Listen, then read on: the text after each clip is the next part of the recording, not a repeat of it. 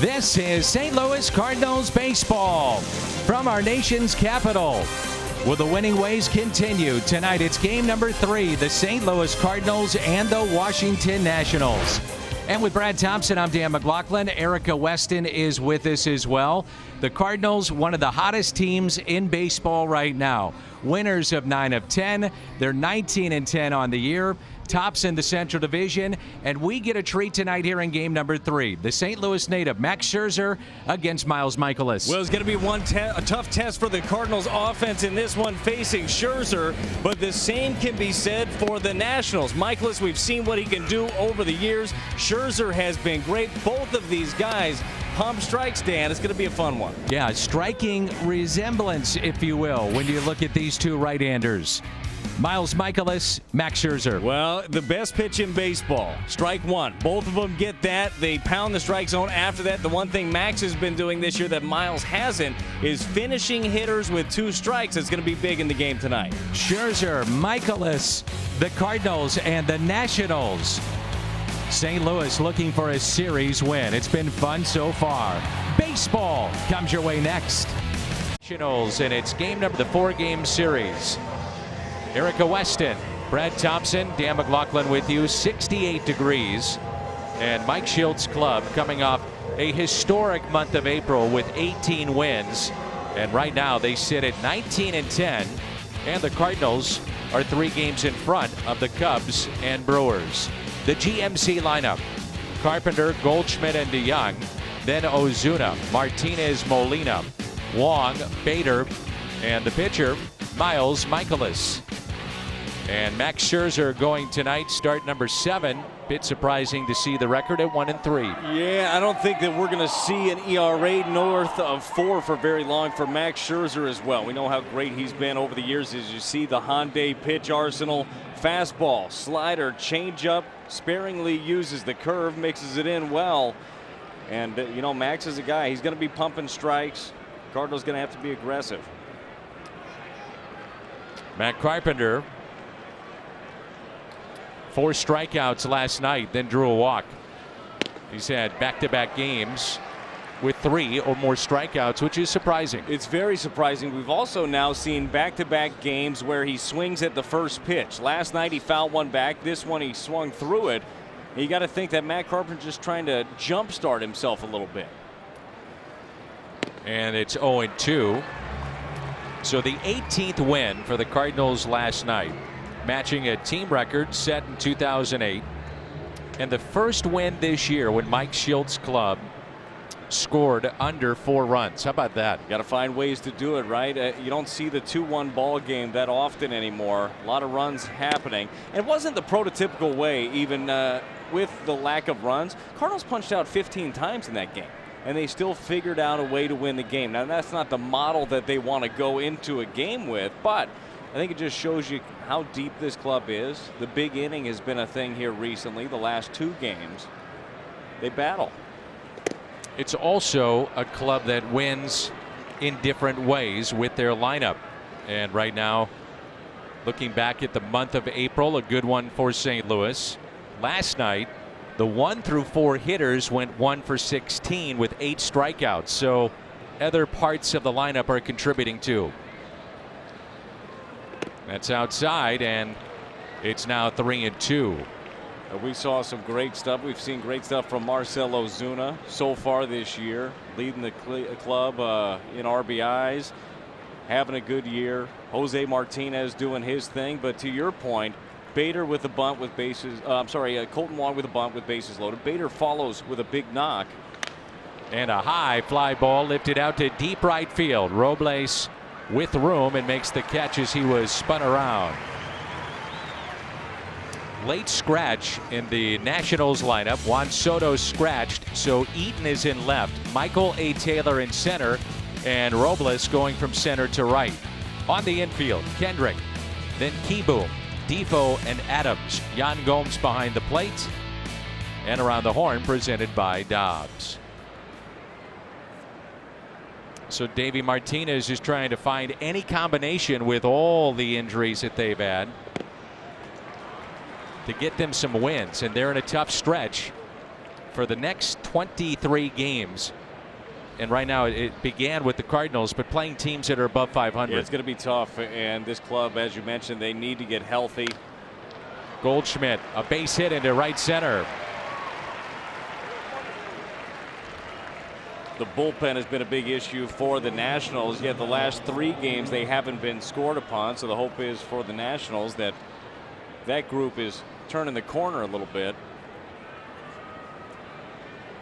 That's been an issue, and the injuries thus far for the Nationals. So the first hit of the game by Paul Goldschmidt, and it brings in DeYoung. He's in the midst of his second 10-game hit streak already this year. And the first pitch taken for a ball low. What'll be interesting tonight to watch, see what the Cardinals can do with the changeup of Scherzer. Last year, opponents hit well below 200 against that changeup. This year, he's already given up a couple of home runs on that pitch, and they're hitting above 300. He's left it up. And the 1-0. Yeah, that'll be the key, is just seeing it up out of his hand. He makes very few mistakes with the slider, and those are his 2 strikeout pitches. He goes to the slider. He'll use the changeup against righties also. I mean, he kind of uses those things in equal amount. See it up out of the hands, and you might as well get him while he's making mistakes early, because you know it's not going to last for very long. That's right. 2-0 the count. And it's hit up the middle. 11 games in a row with a base hit for Paul DeYoung. Back-to-back hits, 11-game hitting streak for the Cardinals shortstop. Well, he wants this one in, gets it exactly where he wants it. It's down, it's in, it's 95, but Paul DeYoung does a very good job, pulls the hands in, get the barrel to it, and shoots it right back up the box. And it brings in Marcell Ozuna.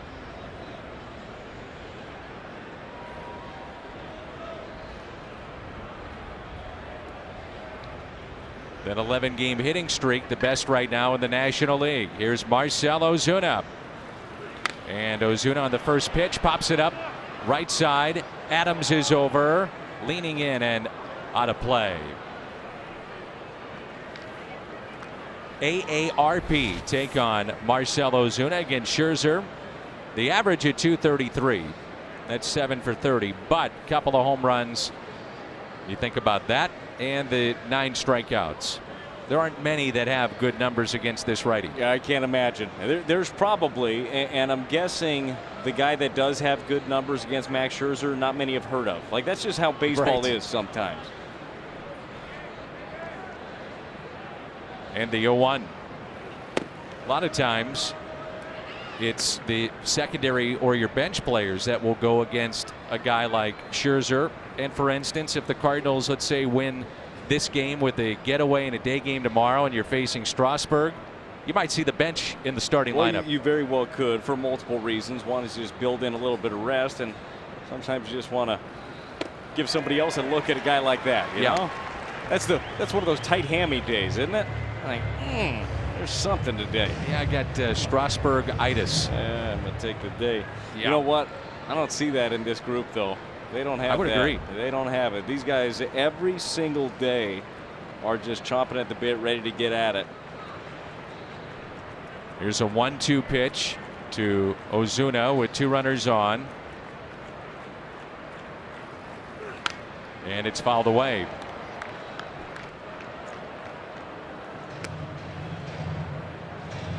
Already now 15 pitches here in this first inning. Well, make them work.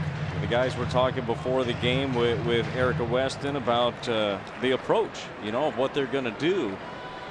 And one of the approaches was, hey, get to the bullpen, make him work, foul pitches off. You know how good he can be, but you get that pitch count up, you can get anybody out of a game.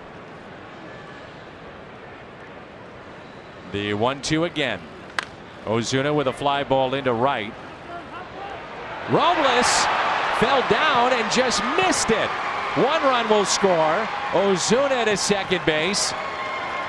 And the Cardinals have a 1-0 lead as Robles just misplayed it. Well, it looked like off the bat that he went back, maybe he obviously misread this thing. As you see it right here going the other way. He takes that quick stutter step back. This ball just ends up dying in front of him. I mean, no way around it. Just misplayed it. I mean, that ball's got to be caught. Has to be.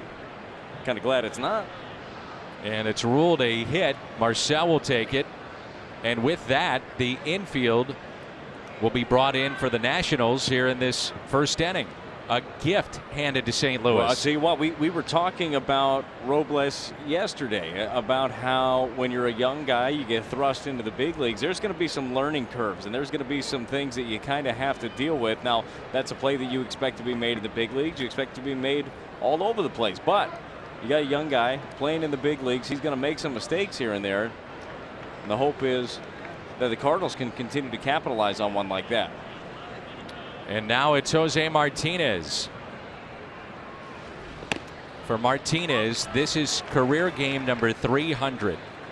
His average at 314, the on base percentage of 377. And if you go back and look at Cardinals that have these types of numbers to start their career, it's incredible. Stan the Man, Jim Bottomley, Johnny Mize, Albert, and this guy. Ground ball. And it gets through. 2 runs will score. Infield drawn in. Martinez singles up the middle. And Carter Kieboom trying to avoid the runner there at second base. Ozuna missed the ball. And really, Max Scherzer should be out of this inning. He certainly should be out of this inning. Look, in that play right there, I don't think you can worry about running into the run. If you run into him, that could be good news for you. You see the stutter step here. He worried about him for sure. Ozuna's right there behind him. Kieboom doesn't want to run into him and ends up missing that one by about a foot. And all of a sudden, the big inning again. It's been a theme. The Cardinals, the last 2 games, have only scored in 1 inning apiece. And they've put up crooked numbers in those innings.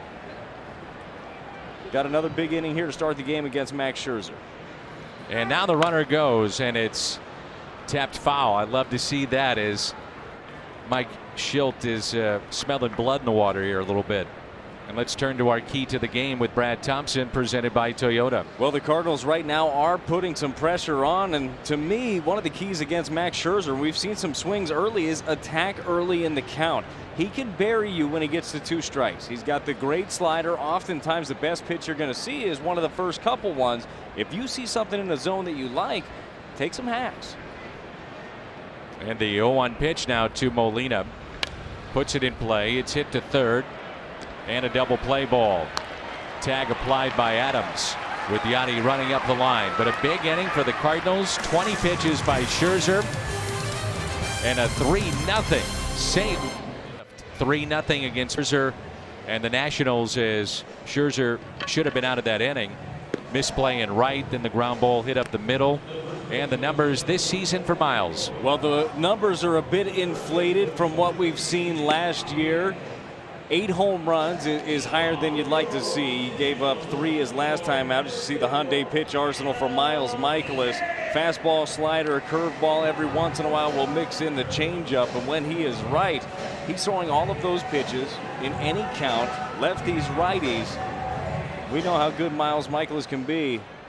And we're hoping that this month kind of gets things going for Miles. Adam Eaton will lead it off. And the first pitch, strike 1. That's been a key the last couple of nights for the Cardinals. When they had the big inning, they were able to shut it down the next half inning. Keep the momentum. That's big here. And a ground ball that is foul. 0-2. Nationals line up tonight. Eaton at the top, then Robles and Kendrick. Matt Adams bats cleanup. Then Gomes, Kieboom, Defoe, Taylor, and Scherzer, presented by GMC. Max Scherzer, let's just say he was less than pleased with that inning, going off the mound into the clubhouse, sprinting towards the dugout. He was hot. I got a feeling he's probably hurting something. Chances are. Or he's, you know, sitting down, meditating. Could be. I mean, I don't know what he's into. That didn't look like a meditation pose. No, it didn't. Oh. There are some places, as you know, Brad, that Milwaukee. they have a punching bag there. Guys would take either their fist to the bag so it doesn't go to a wall, or a bat. Yeah, definitely a bat. Was that your choice of weapons? Sometimes, if there was one close. Hit sharply to second, taken there by Wong, and there's one away. Cardinal defense tonight. Ozuna, Bader, Martinez in the outfield. Around the horn, presented by Dobbs. Carpenter, DeYoung, Wong, and Goldschmidt on the infield. Yadier Molina is behind the plate.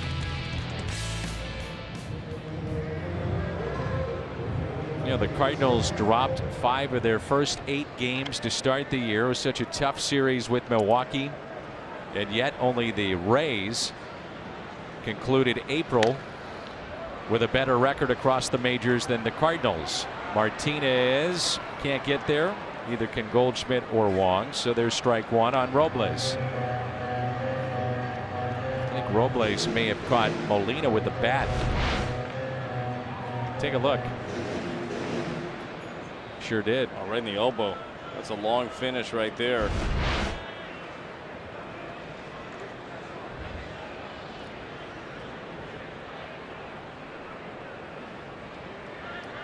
Bit surprising, but the 3rd time in the last 4 starts for Max Scherzer.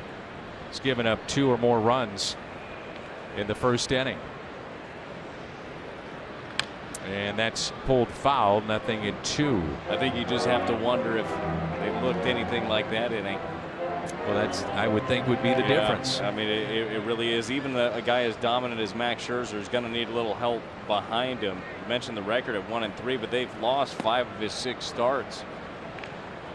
A couple of them, the bullpen has imploded. A couple of them, the offense wasn't able to get anything going. And you're absolutely right. Looking at this lineup for the Nationals, it looks a lot different without a Trey Turner. It looks a lot different without Rendon. Certainly, we all know Bryce Harper is a Philly now. Zimmerman, plantar fasciitis, finds himself on the IL as well. And now Juan Soto today, late scratch, back spasms. Michael A. Taylor fills in. You see old Cardinal pitching coach Derek Lilliquist there. So 2-2. And the count runs full. Well, the Nationals jumped out to that 3-0 lead through 2 innings on Monday night. Last night, 2-0 lead. But the Cardinals bullpen, a story that's developing with this team. They've limited the Nationals to 1 hit in 21 at bats. 1 for 21. The bullpen has done the job the last 2 nights for Mike Schilt. It certainly has been a cast of characters out there. It's not like they're leaning on the same 1-2 guys. It's been a little bit of everybody. Swing and a miss, and the strikeout. First of the night for Miles Michaelis. Well, a well-located fastball here. I think Yachty wanted it in, ends up away, but it's in a good spot to get Robles, who's had an interesting start to the game. Now Howie Kendrick batting 3rd in this lineup, the 36-year-old. And strike 1.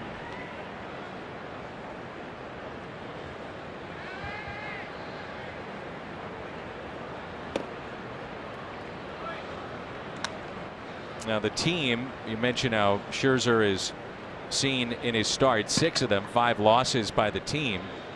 They've scored a total of just 11 runs in those games. In his 1 victory, they had 12, and that was against the Mets. Every other game combined, 11. It's hard to win like that, especially when you have a guy in the bump that you know is going to give you quality. I mean, his last outing, he went 7 innings. He only gave up 2 runs. He punched out 10, and they ended up losing that one. So where CC Sabathia picked up strikeout number 3,000 last night. Scherzer comes in with 2,503. And he's now third on the active list of pitchers in terms of strikeouts, and that one caught our home plate umpire. He says he's all right.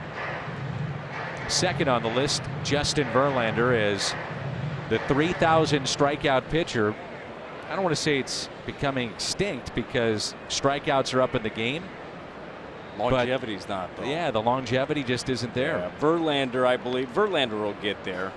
I mean, I know he's getting up there. I believe he's 37 now, but he doesn't pitch like he's 37. No. He takes great care of himself. Max Scherzer, I believe, will certainly get to that plateau also. And for CC Sabathia, he now has 3,002 strikeouts with family and friends there. Did it with the New York Yankees in Arizona. Great moment for baseball for one of the good people in the game. CC still got that slider, doesn't he? Oh, yeah. A little bit different. He doesn't run up 97, 98 anymore. We were talking about this with Adam Wainwright last night, who did a great job. I mean, very, very good outing by Adam Wainwright. To me, it's impressive, the guys that can reinvent themselves and pitch with what they have. And a base hit left side past Carpenter. So Howie Kendrick is aboard. The 2-out base hit. So 2-out hit for Kendrick. A reminder that play ball is MLB's initiative to inspire all forms of baseball and softball participation, making play opportunities available and fun for everyone. To find a youth organization near you, go to playball.org/playballnearyou. There's only 3 lefties, by the way, that are part of the 3,000 strikeout club. And that's Randy Johnson, Steve Carlton, the former Cardinal, and now CC Sabathia. Here's Matt Adams. You mentioned the home runs allowed by Michaelis, and that's been a bit surprising. Only 5 pitchers have allowed more than Miles this year. 8 home runs in 34 innings. Last year, a total of 16 in over 200 innings by Michaelis. It was .72 home runs per 9 last year, and that was the 5th lowest in all of baseball. Yeah, it's one of those years. We know that, as you mentioned, I mean, home runs are up, but he's made mistakes. They've been up in the zone, and I still believe that when he's on, I mean, he's one of the best. We've seen it. We've seen the great, well-located breaking balls. Good breaking ball right there. I think Miles Michaelis is going to be just fine.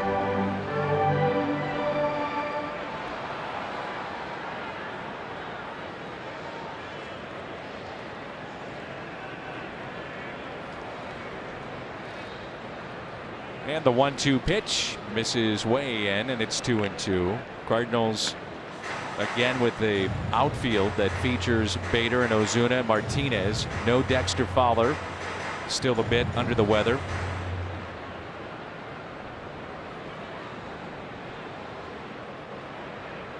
And pitch number 25 here this first inning, and that's pulled foul.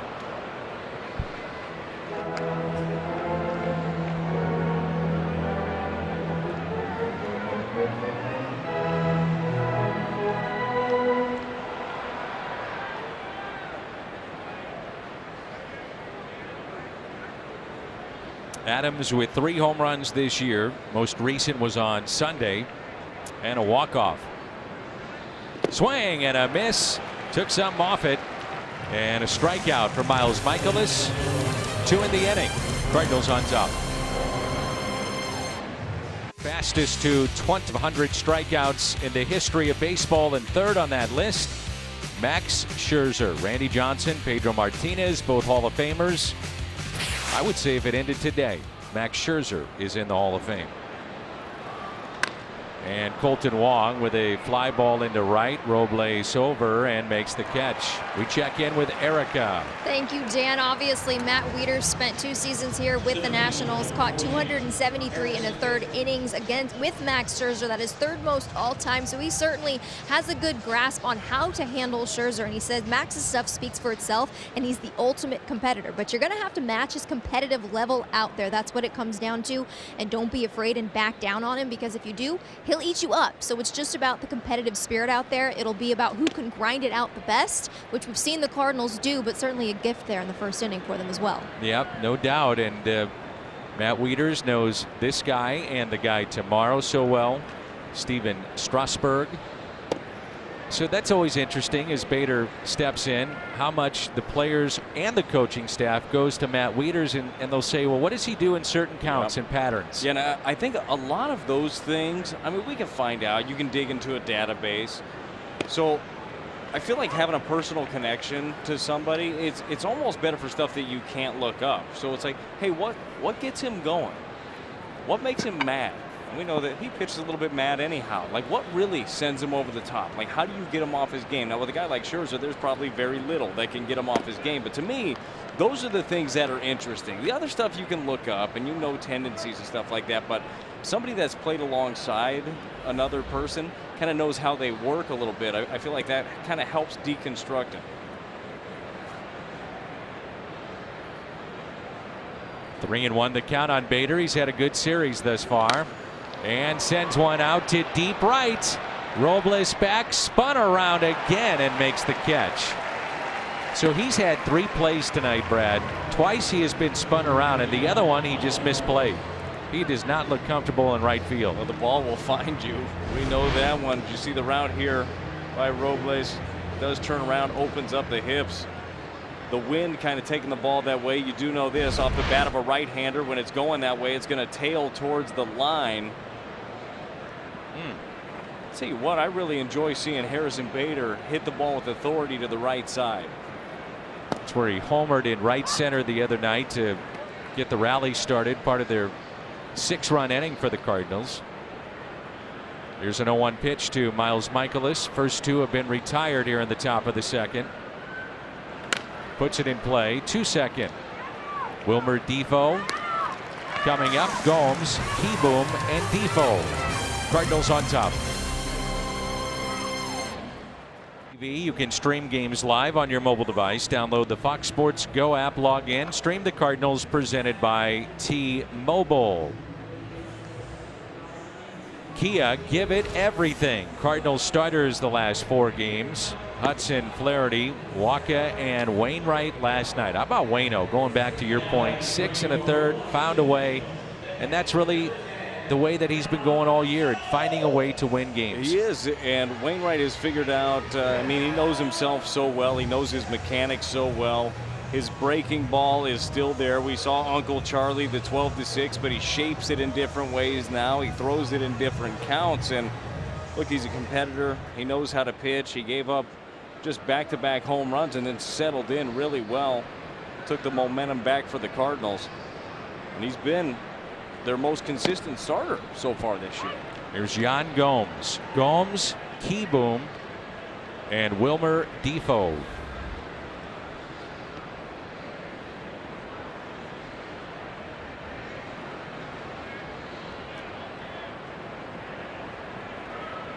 And a pop-up into shallow right. Martinez coming on and on and on to make the catch. Reminder that Cardinals baseball is brought to you by Budweiser. Wherever legendary MLB moments happen, Budweiser will be there. By Chevrolet, the #1 selling brand in the St. Louis area. Find yours at your Mid-America Chevy dealer. And by Steak and Shake. Get 4 meals with 4 items for $4. 444, get more for 4, only at Steak and Shake. Here's Carter Keyboom. Really, there's 2 big plays thus far in this game. The misplay in right, and then Keyboom, young, talented, top draft pick at short, filling in for Trey Turner with Ozuna, the runner, at second base. a ground ball with the infield in, but you could see he was trying to avoid Ozuna. And the runner's got to give you a chance to make the play. It could have been a collision, maybe, you don't know, or he gets tied up. And then all of a sudden, 2 runs are off the board. Instead, 3-0, and now he grounds out. Tell you what, it did look like Ozuna was behind him. Now, it wouldn't surprise me at all if Ozuna was given the heavy footsteps behind him.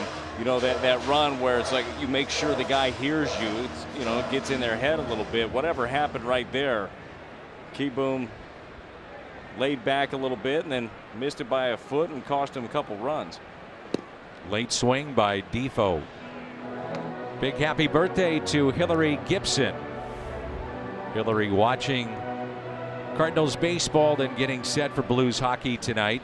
Also Grant Washburn, Eric Hickert, happy birthday to those two. And both turning 82 today. But the movement on that pitch on 0-2. And this is 94, starts Wow. in off the plate and comes back. I mean, that's Maddox-esque with some more velocity.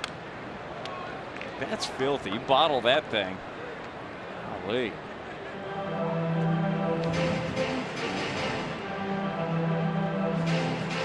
Maddox was incredible on left-handed batters. The ability to start it at the hip of a left-handed batter, then guys gave up on it, tail back into the zone. It's such a hard pitch to be able to execute too, because you have to reach out there so far and you have to be able to stay on top of the 2-seam to be able to bring it back. Miles did that well. Maddox made a living out of it.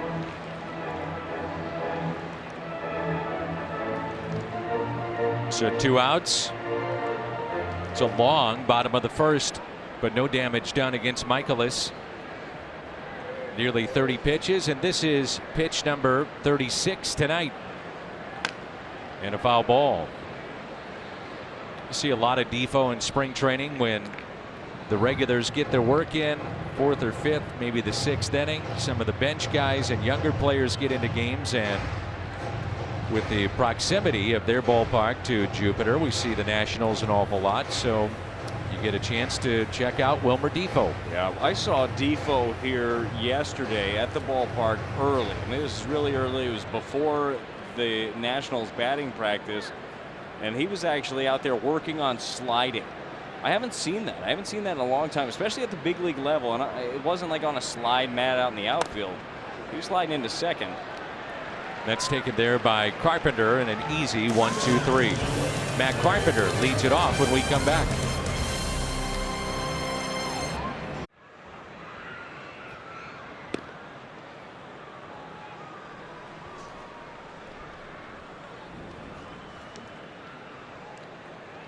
May 7th, 20,000 fans 16 and older take home a unique Cardinals t-shirt courtesy of StubHub.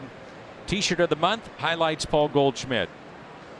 Visit cardinals.com/t-shirt. That's presented by StubHub. Cardinals with a 3-0 lead. Top of the lineup, Carpenter, Goldschmidt, and DeYoung. Matt now hitless, 0 for his last 12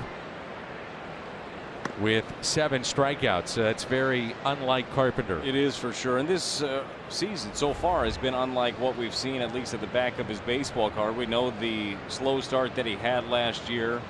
We know how he picked it up, as you see Jeff Albert there, Cardinals hitting coach. As we were downstairs earlier, it was those two guys, 1-2 punch, working in the cage, getting stuff going. You mentioned the 0 for 12. Right now, Goldschmidt's in an 0 for 7. I mean, just kind of a slow couple of days.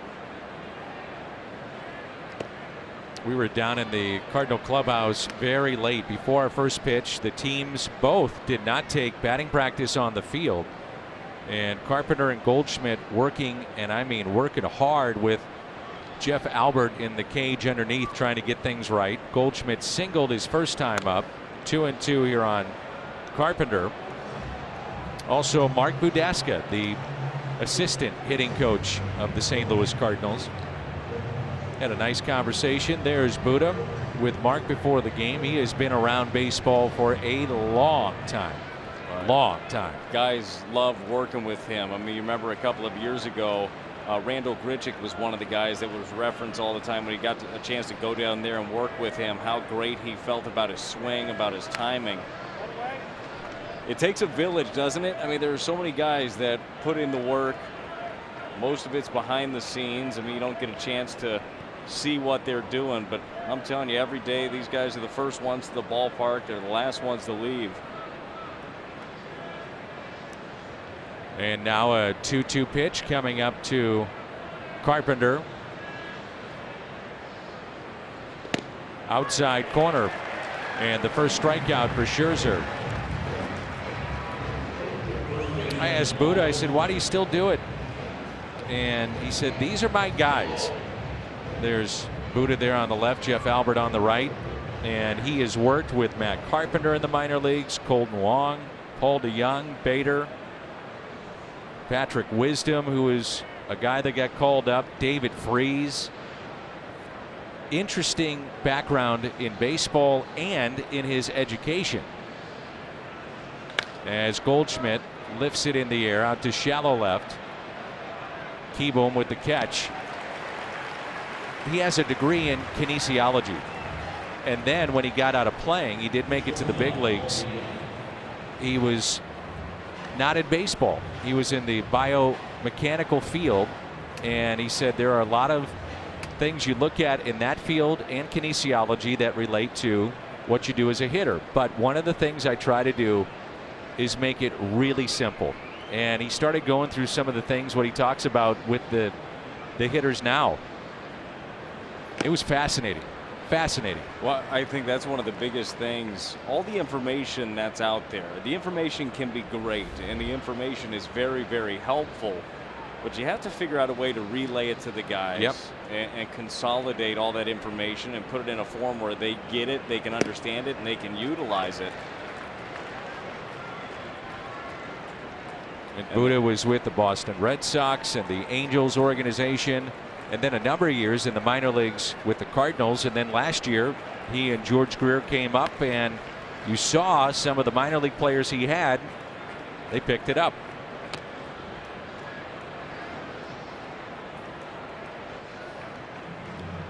TD Ameritrades, the right call. Paul DeYoung, the National League rankings right now for Paul, who's putting together what might be an all-star campaign. A good start to it. It looks like it for sure. I love his approach right now at the plate. Even right there, I mean, it's 0-2 and he fouls off a nasty slider. Just gives himself more chances. We've seen a lot of that, and we've seen him drive the ball the other way. Little high at 97. Tough pitch to take with 2 strikes, but it goes DeYoung's way. 1-2. Singled and scored back in the first inning. 3-0 Cardinals.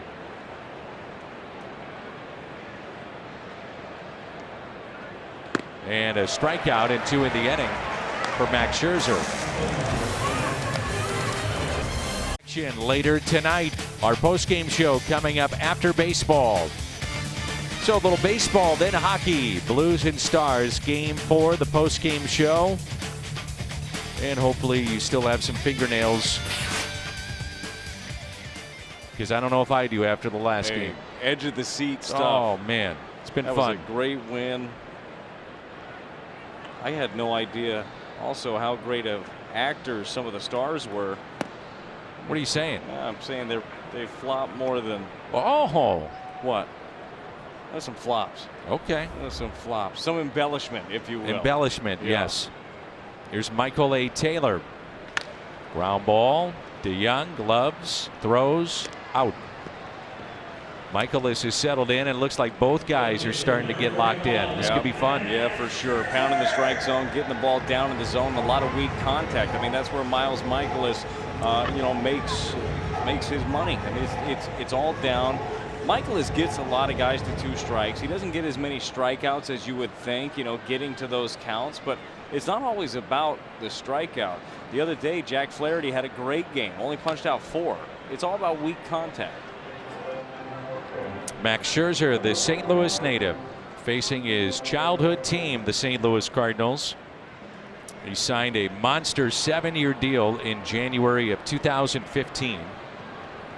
7 years, $210 million. And yet, 2-3, the record against the Cardinals. You can talk about the big deals in baseball, and it's broken down with WAR, and WAR then put into terms of money. He has been worth every penny. I was going to say, you don't find too many guys when they sign these big deals. They say they have overperformed. Carpenter makes the play, and good thing that Michaelis didn't get to it. For sure. He knocks that down. Max Scherzer gets there. But Max Scherzer has. I mean, everything that he's done, you crunch all the numbers. I mean, he's been worth every single penny of that contract. I used to do many of his games in college. Did you really? Yeah. And the intensity that you're seeing now was displayed back then. And what's interesting is that there were so many scouts at the games, and some of the worries back then were about the violent delivery and repeatable motion that he had with his mechanics. I don't think we're too worried about it anymore. No, I think he figured it out. There's some beauty in violence sometimes. You know, he's got that figured out with those mechanics of his. So top of the lineup, Adam Eaton. It was Mike Rizzo, who was with the Arizona Diamondbacks at the time, and now with the Nationals and their GM, that made that deal for Scherzer. He knew all about him. He's the one that drafted him.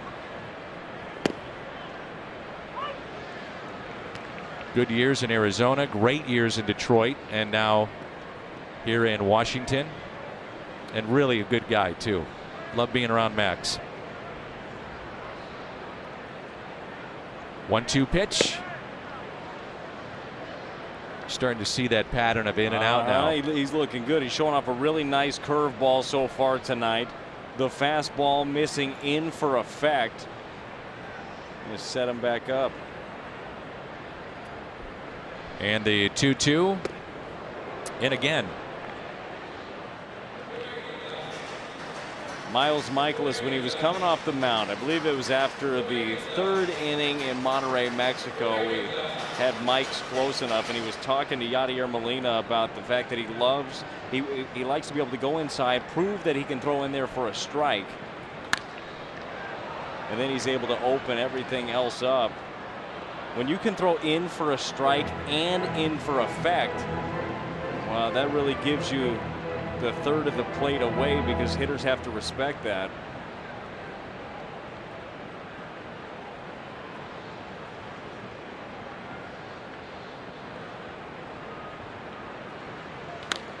And it's in the air, left side. Foul territory. Carpenter with room and makes the catch. 7 in a row set down by Michaelis. Ozuna coming up.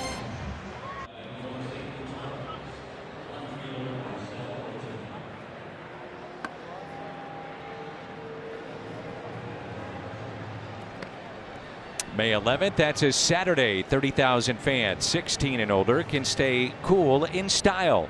They'll receive a mystery performance t-shirt courtesy of Maryville University. Which one of the 4 designs will you get? Well, you'll find out at the gates. Tickets at cardinals.com/promotions. There's Marcell Ozuna. Are all those shirts built for huge biceps, or they're like normal size ones too? Well, we saw that Tyler O'Neill, he could fit right into it. Okay. And you'll have no problem. You specifically. Yeah, no, I'll be fine. Yeah. They'll fit right in. I'll have a little extra room, actually. Ozuna, Martinez, and Molina for the Cardinals. And that's pulled foul. If you just joined us, first inning, misplays behind Scherzer. This one glaring, as it should have been caught in right by Robles. And then with the infield in, it gets through. And 2 runs would come in to score.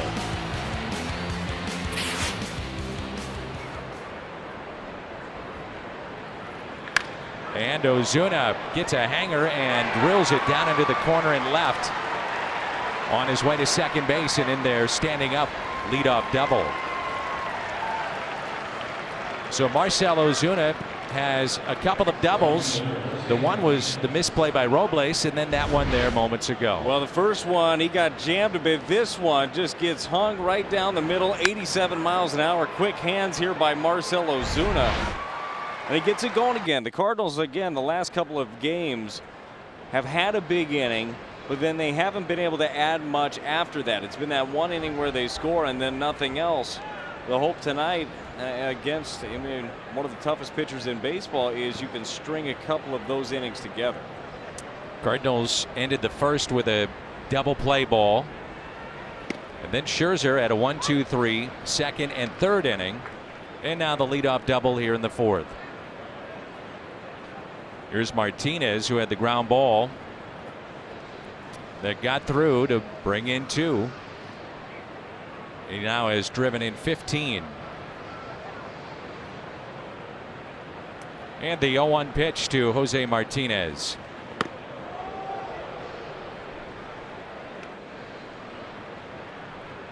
Max Scherzer, while at Mizzou, he pitched 3 years there. 2.60 ERA, 226 strikeouts in college in 3 years. In his sophomore year, Mizzou had their first 40-win campaign since the early 90s. He was the Big 12 Pitcher of the Year. Tigers made a super regional appearance, and also at that point had a win against #1 Florida. And now they're in the SEC. And Mizzou is 30-15-1, and at one point ranked in the top 25 college baseball. And they're third right now in the SEC East. SEC, a lot of great teams and players coming out of there. Swing and a miss. Strikeout of Jose Martinez. And now you can call Max Scherzer a Mizzou Hall of Famer. There's only been 3 that have had, prior to Scherzer, their numbers retired. And that was Phil Bradley, Gene McCarter, and John Simmons. But they did retire his number 31 jersey.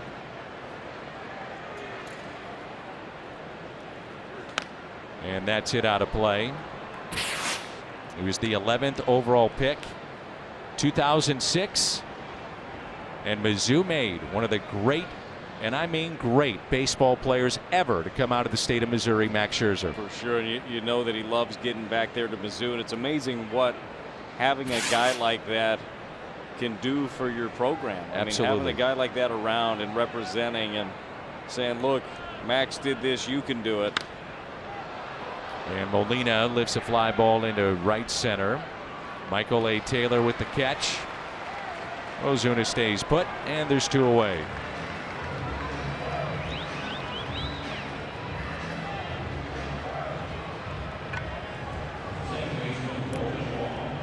It's the amazing thing, the 2,500 strikeouts now at this level, and he's had 1,000 in both leagues. I would have to think that there aren't too many guys that have done that. It's hard to pitch as long as he's done already. It's incredibly hard to be dominant for that long, and he just keeps climbing up there. As you said earlier, third fastest at 2,500 strikeouts behind Randy Johnson and Pedro Martinez. That's pretty good. Yep. So 2 outs and the runner at second base. And the University of Missouri getting a lot of players from the St. Louis area and keeping players at home if they don't sign when they're drafted and want to play collegiately. And Scherzer had that opportunity because he was drafted by the Cardinals. Did not sign and went on to Mizzou and became a top pick. The old one that got away. There's a bunch for any franchise. Oh yeah. That's the thing, though, when you're drafted and teams know, as you've seen, Brad, that they say, hey, I'm committed to go to Mizzou or Florida, Georgetown, it doesn't matter in baseball, but make it worth my while not to go. And then maybe we'll talk about it. Right. And you just never know. I mean, sometimes guys need those 3 years to develop when they go to these schools.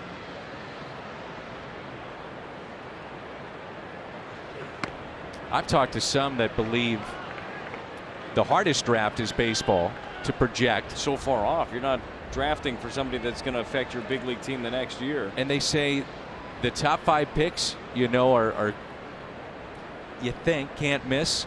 This is the first 5. And then after that they say, we hope. Yeah, we're taking a flyer on a kid that's got a really good tool. Yeah. Throws 100 and we'll see what happens. Sure. That is. It's very hard. And credit all the hard work to all the scouts out there, and they go find these guys and spend their time working and going out there, the diamonds in the rough out there. It's hard to develop a one tool. It's hard to find a shortstop that you saw a 96 across the diamond and thought, oh, he might pitch for us, Trevor Rosenthal. It's a difficult job. That Mizzou squad this year, a lot of lefties. They've allowed the fewest runs, by the way, in the SEC. They could pitch.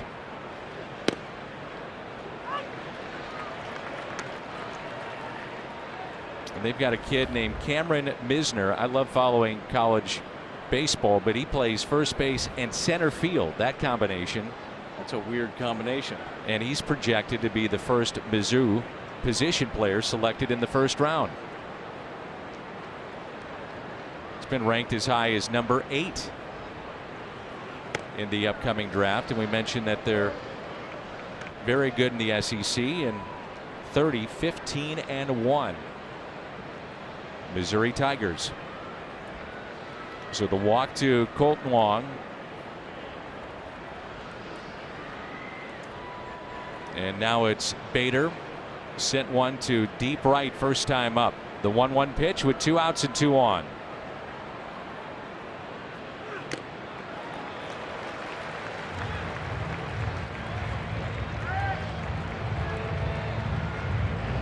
Can hear Scherzer at times when he's wanting to put a little extra on it, grunting, and also you can hear some choice words too when he's frustrated. Yeah, he's colorful. Bader in a similar at bat yesterday, let one travel, shot it over the second baseman, going to try to attack him away most likely.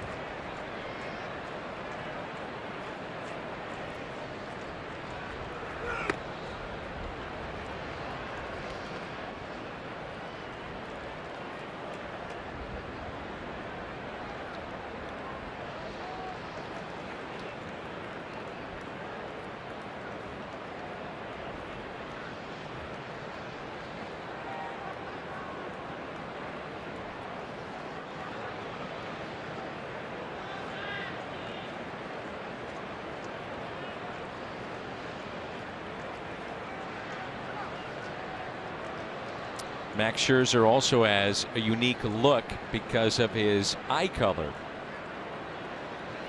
Heterochromia. Right eye is blue, left eye brown, and it's genetic. The 2-2 inside. A lot of kids get it. He has fun with it too. Yeah. Old blue eye. He's making it cool. Well, he was in a foul ball earlier in spring training, one that almost got him, and he said, well, that could have given me 2 blue eyes. I have black and blue.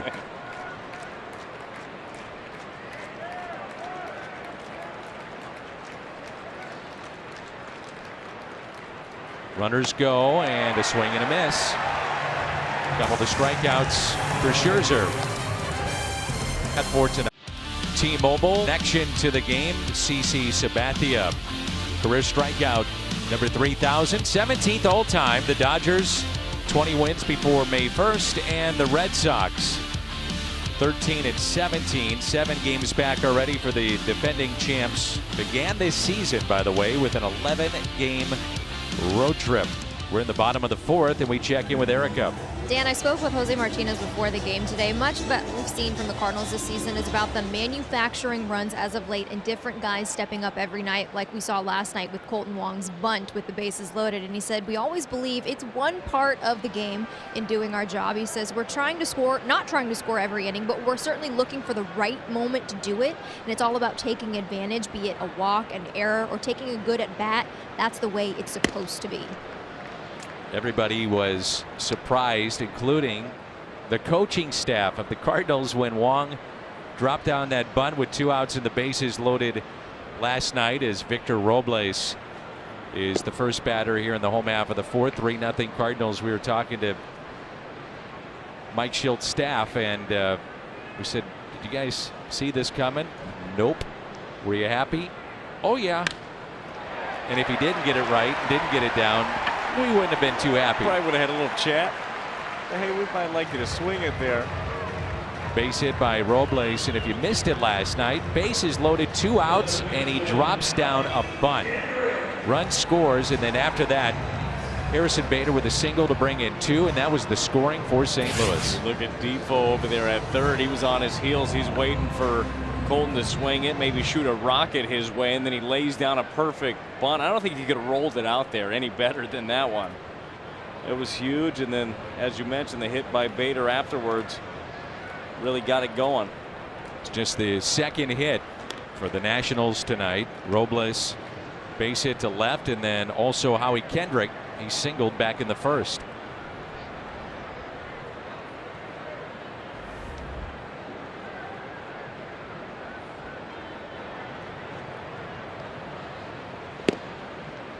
Saw Steve Carlton on the list that we were talking about, and the lefties of those that have gotten to 3,000 strikeouts, only 3 of them, Randy Johnson, Carlton, and then Sabathia.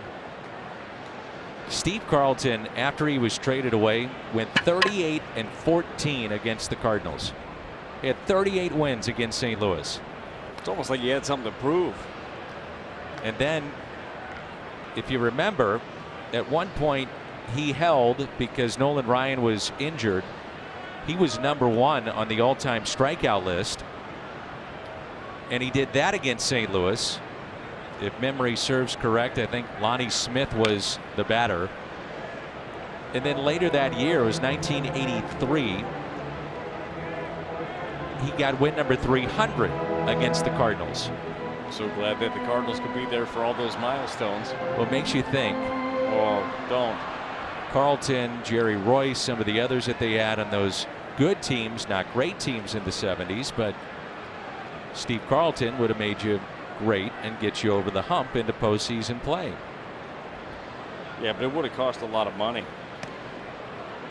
Or was it a little bit of money? It was a little bit of money. I never heard this story until Steve told me, which most people know, you know, it was a few $1,000s that they were going back and forth over.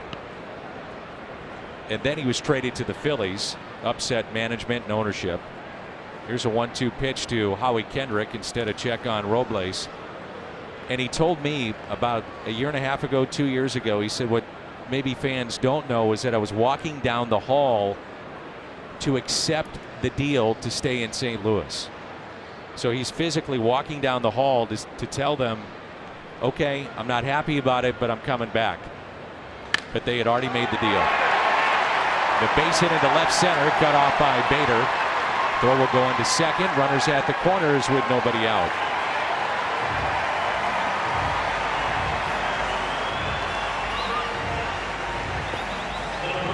Back-to-back singles.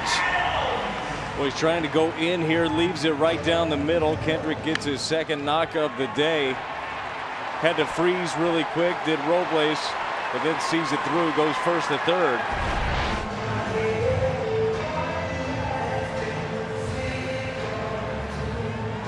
So runners at the corners. Some trouble here now for Michaelis and Matt Adams.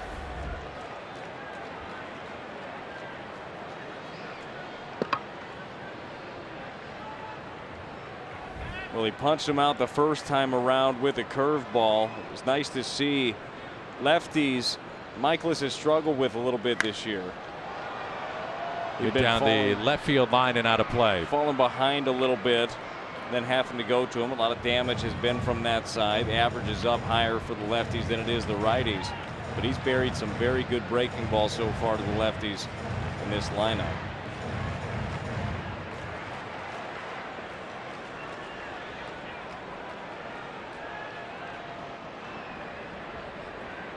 And the 0-1 pitch, infield is back. Goldschmidt holding at first. The check swing, 0-2.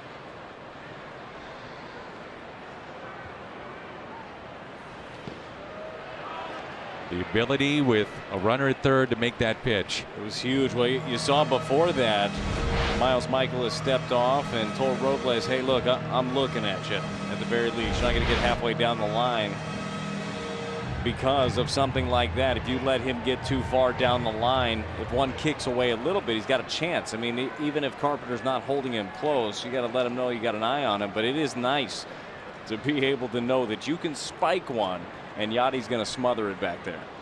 And the 1-2 pitch, swing and a miss. And Adams strikes out. That's number 3 tonight for Miles Michaelis. The other 2 in the first inning. Well, got it with the curveball the first time in and buried it. This one away. It's just a great pitch. He's got such good feel for that curveball so far today. Now it's time for that ground ball. Use that defense, roll one up, get back in there and start swinging it again.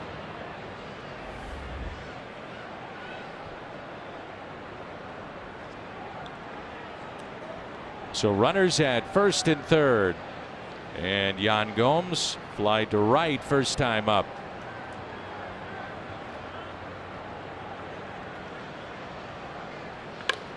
And a little bouncer hit to Carpenter. Out there the turn and not in time. The run will score. And the Nationals get on the board to make it a 3-1 ball game. Really nothing that Wong could do there. This one just not hit hard enough to turn it. Carpenter does go to second to get him there. I think that Colton Wong did as good as he can. Great pitch. Another nice curveball out away. See, this thing just takes a couple of hops. That's a quick turn. Look how fast those hands are from Colton Wong. Not much more he can do right there. And it brings in Keyboom, rounded out to second. So Robles scoring the first run for the Nationals tonight. 2 outs, runner at first base. And ball 1. We turn the calendar to May. This time last year was the Mets, the Cubs, and Diamondbacks, first place of their divisions. Whole new group here in 2019. The Phillies, Cardinals, and Dodgers.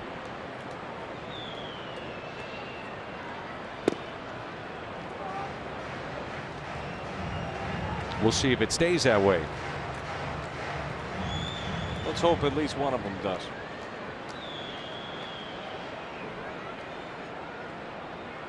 Cubs have been heating up here recently, playing better baseball. Should be a very fun weekend in Chicago. Oh, yeah.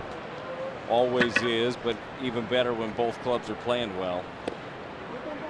Cubs playing much better here recently. They won again last night. And they lead 9-0 playing in Seattle.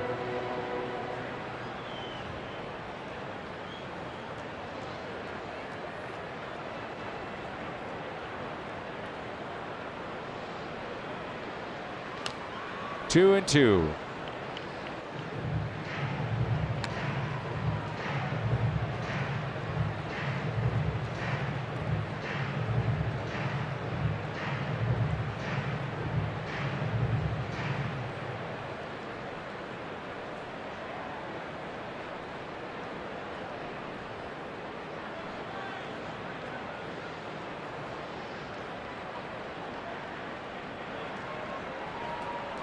The 2-2 pitch. And a foul ball. Interesting how Michaelis comes set when he wiggles the glove. Ryan Dempster used to do that, and Miles will tell you that's to not give away going in the glove to get a particular grip. Yeah, you know what? Hitters are smart. They look for everything, and I started doing this later in my career because I would get too big when I would go in for my changeup. The glove would flare out, and every time somebody would see a bigger glove, they would know what was coming. So Miles moves it around, flares it around so he can get his grip in there, and everything looks the same, does the same thing on every pitch. Miles Michaelis, by the way, has a really good feel for his breaking ball today, his curve ball today. Usually against righties, you see him throw the slider a lot more. I mean, that's his go-to pitch. Hasn't had as great of a feel. Only 8 sliders so far today, but the curve ball has been very effective. One, righties don't see it a ton, and two, it's just been nasty. 3-2 pitch, and he walked him.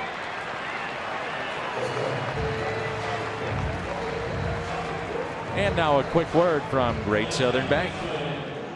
Watching the 2-0 while your friends go for the steal? We understand. Great Southern Bank. We're fans too. So the 2-out walk. Switch hitter Wilmer Defoe hit a soft liner to third first time up. Runners at first and second.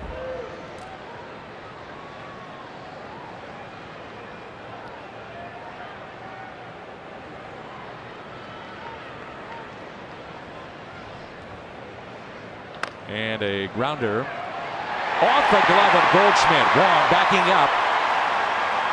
Runner stays put. That's Gomes. And if that gets through, Wong was there. Michaelis at the bag, and they might be out of the inning. Instead, it's a base hit, and now a visit from pitching coach Mike Maddox. Well, you don't want to take the aggressiveness away here from Goldschmidt. I mean, he's been doing this for a long time, has multiple gold gloves. Might have been an easier play for Colton Wong behind it. It's all about limiting the damage at this point, though. You got bases loaded, execute a pitch right here.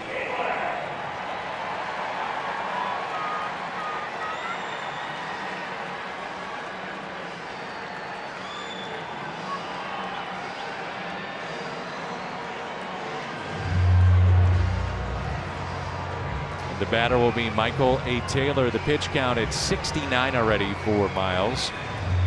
To play here in the home half of the fourth. Keep an eye on that. They're all loaded up for the 8th place hitter. Taylor grounded to short first time up. Strike one.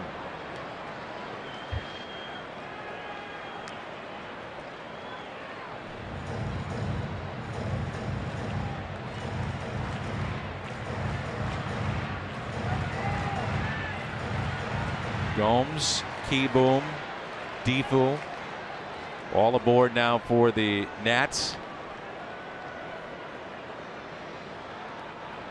And the 0-1 pitch by Miles Michaelis.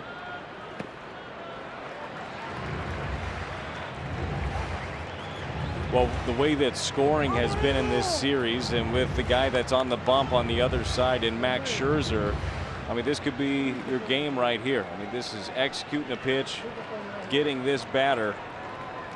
The scoring will be hard to come by. And the 1-1 pitch. Liner into center. Bader, he's there, makes the catch. You had the great diving catch in game 1. Hard hit ball right to him here in game 3.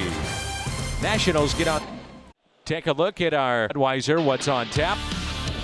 Dakota Hudson against Steven Strasburg will come your way tomorrow, 2:30 St. Louis time. Wrap up the series here, and then it's off to the Windy City of Chicago. Dakota Hudson, 2:30 against Strasburg. Budweiser, what's on tap?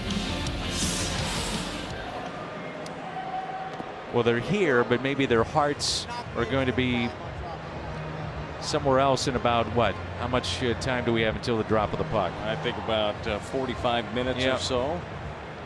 We'll have to check back in 45 minutes and see if they're still there or have found themselves a place on the concourse. Never know. Keep you focused and folks in our truck focused as well. That might be the biggest challenge. Got a lot of Blues fans back there. Yes, we do. Here's Michaelis to start play here in the 5th, and a fastball. A strike from Max Scherzer.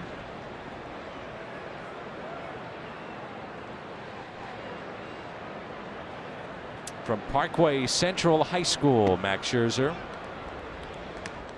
Then drafted in the 43rd round by the Cardinals. Signed with Mizzou. And the 11th overall pick by Arizona in 2006. Puts it in play. Hit to short. A lot of English on that baseball. And there's one away. St. Louis Cardinals baseball is brought to you by Ford, the official car and truck of the Cardinals. By Missouri Baptist Medical Center, doctors call it world-class medicine, you'll call it MoBap. And by National Car Rental. Go national, go like a pro.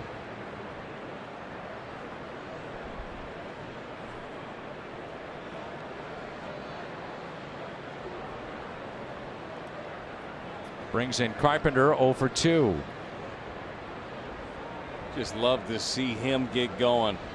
This lineup is already very, very good. Scoring a ton of runs. Came into the game with the best batting average in the NL. And this guy hasn't even got going yet. With Carpenter, I know it's been tough here recently. The 4 strikeout game yesterday. Has a punch out today, but I just keep leaning on what have I seen here the last couple of years. I've seen him come around. As mentioned before, you know he's putting in the work. Saw him today in the cages. Him and Goldschmidt going crazy and working to get it going. Now would be a great time. Here's a 1-1 pitch. Inside.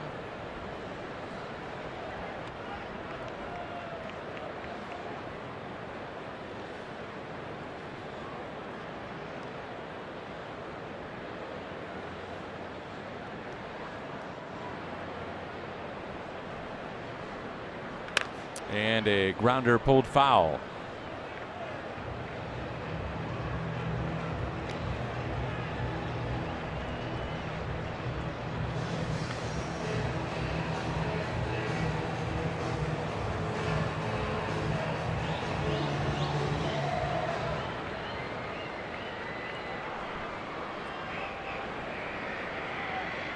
In 2013, Scherzer so dominant. Went 11-0 to start the season. He's had some just remarkable stats in his career. 2,500 Ks, multiple Cy Youngs, but still looking for that first championship ring. World championship. Said that's what motivates him now. 3-2. And it's put in play and into the shift. 2 away. He was asked about it yesterday. Preparation for this start. What keeps you going? What do you want to get to milestone wise? And he really kind of brushed that off and said, I want the feeling of winning the World Series. Yeah. Well, you can imagine that, right? With all the things that he's been able to accomplish, with all those things that you just rattled off. He's got the big contract. He and his family are set for life. It's about winning. And when you watch him compete, I think it's safe to say it's kind of always been that way. Like, it's always been about winning. It's about winning every pitch. It's about winning every at-bat, every inning, every game. But that's the last thing that's left to check off. 0-2 on Goldschmidt. Singled to center. That was just his second hit against Scherzer. He's now 2 for 13 in his career with a whole bunch of strikeouts. But he's not the only one. In the dirt, 1-2.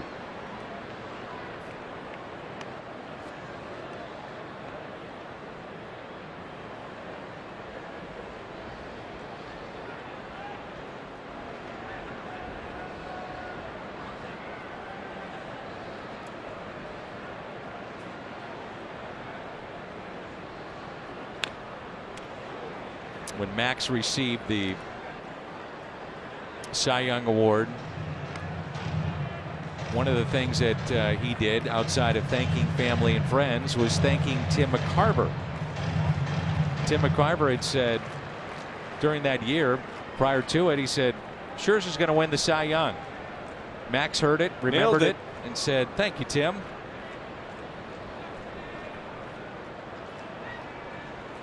And a swing and a miss. So again, the Cardinals go 1-2-3. Third inning that Scherzer's done that. 3-1 Cardinals. In favor of the Cardinals, home half of the fifth rolls in. It'll be Scherzer, Eaton, and Robles against Miles Mikolas.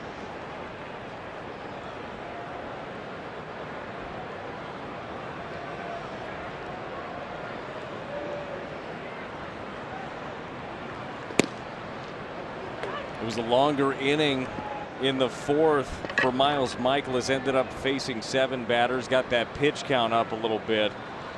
The hope here is pound the strike zone. Quick inning. Hit out of play. 0-2. It was a 23 pitch fourth inning. Threw a lot of pitches in the first inning as well.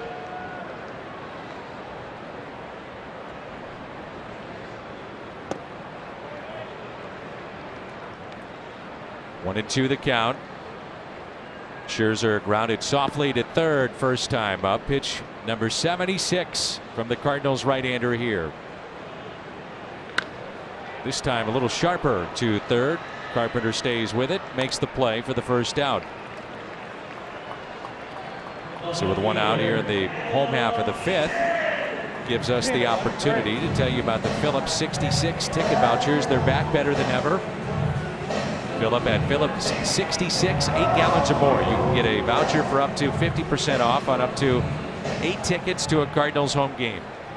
Cardinals.com/Phillips66.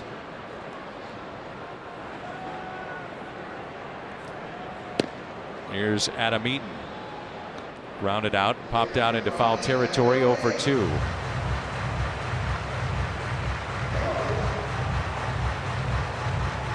Eaton saw a little opportunity right there, trying to spark something, get it going. Try to pull one with him down that side. Are you a big fan of playing Mario Brothers? Oh, huge fan. Adam Eaton's got the stash going, doesn't he? Got it. Were you a big Mario guy back in the day? Tried the corner in this. Yeah, sure. Why not? Yeah. Figured you were in on something like that. I was more of a guy that was always studying, just trying to better myself through education. Yeah, I don't think that's totally accurate. I would agree. Yeah. Gets the corner, 1-2. If I had the opportunity, though, generally I would use Luigi as my character. Is that right? Yeah. Yeah, more of a Luigi guy, especially in Mario Kart. And a grounder. Long there, 2 away. Well, you mentioned it that Mikolas would be good to have a quick inning, and he may get it here. He's got the first 2, and now Victor Robles.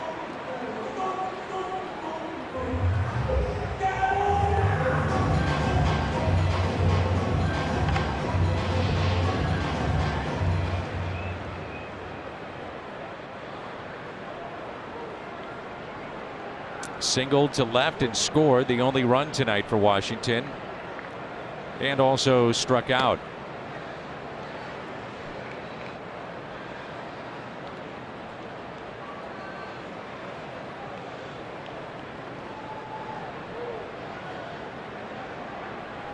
And the 1-0 lifted in the air out to left, and a 2-out base hit.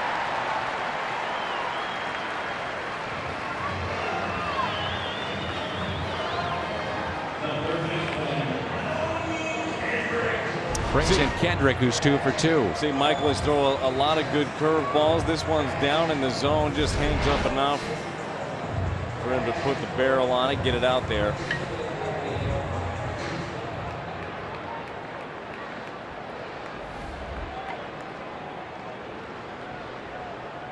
Kendrick now up to 340. The 2 more hits tonight. 2 outs, runner at first, and the first pitch to him.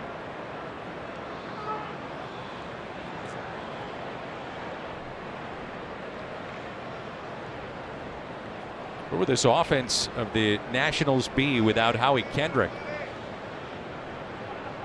Injuries that they've sustained, and Kendrick has stepped up. He's been a mainstay for them, and they're missing out on a lot of pop. Didn't know coming into the series what was going to be the case with Rendon. He ends up getting put on the IL. And he's 3 for 3 with that base hit into right. Robles on his way to third, then stopped. And back-to-back hits with 2 outs. Tell you what, that's the thing about Howie Kendrick, and we're in an era right now where, and it's different with the runner on first, obviously, and you're going to change some things around a little bit, but there are shifts all the time. But the thing about a guy like Kendrick is he drives the ball all over the place. I mean, he's got an up-the-middle approach. If it's away, he's going to hit it away. There's a reason you stay in the league as long as he has. You never hear the term spray the ball.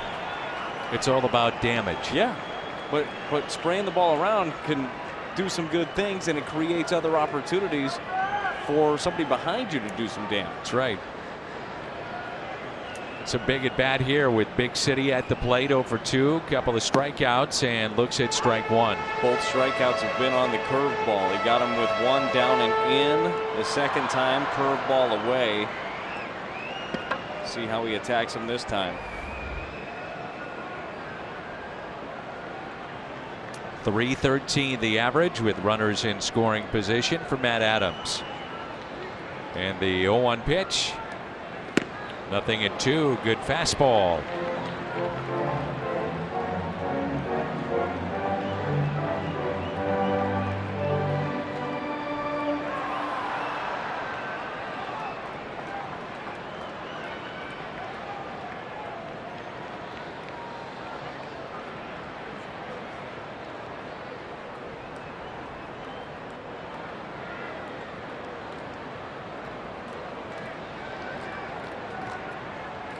Michaelis, 3 strikeouts tonight, 2 of them of Adams, and that is tapped foul to stay alive. Tries the curveball again, went upstairs with the fastball, and that's a combination that works very well.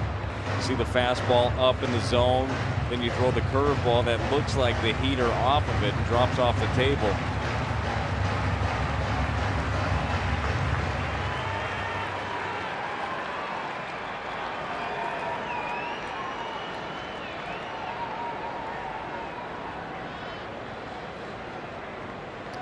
And the 0-2 pitch. Adams hits it into the shift. There's Wong from the outfield grass and makes the play. 3-1 St. Louis.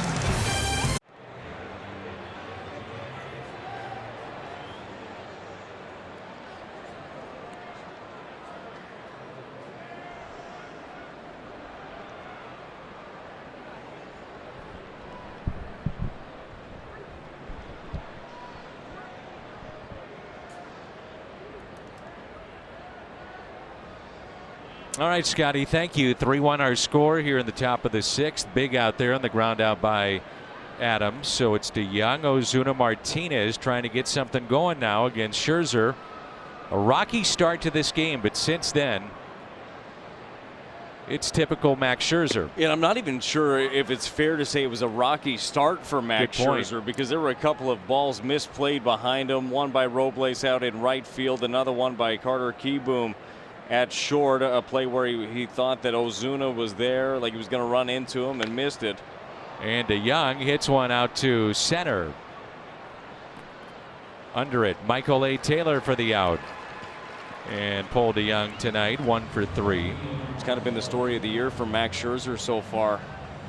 The other thing about Scherzer too, and I wonder if Davey Martinez manages differently the night before. But you know, Scherzer typically is going to go deep into a game. And what I mean by that, taking a chance then with his bullpen the night before, you know, realizing that your innings are going to get covered by this guy. Yeah, no, you definitely can. Here's Ozuna.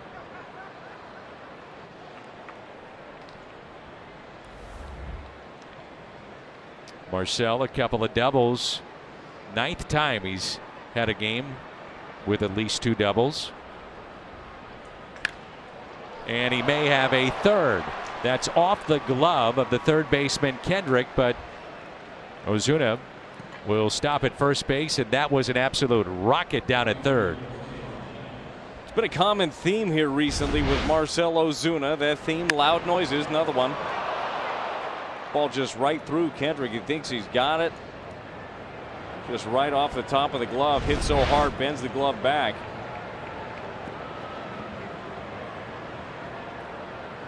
Brings in Martinez, and the single drove in 2 back in the first inning. Jose in game number 300 of his major league career tonight. And looks at a ball. Rocket Mortgage, do more to win. Jose Martinez. 4th highest batting average in baseball among active players this time frame. And it's only behind Jose Altuve, Daniel Murphy, and J.D. Martinez. It's incredible. It's incredible what really he's done. All he's done is hit everywhere he's been.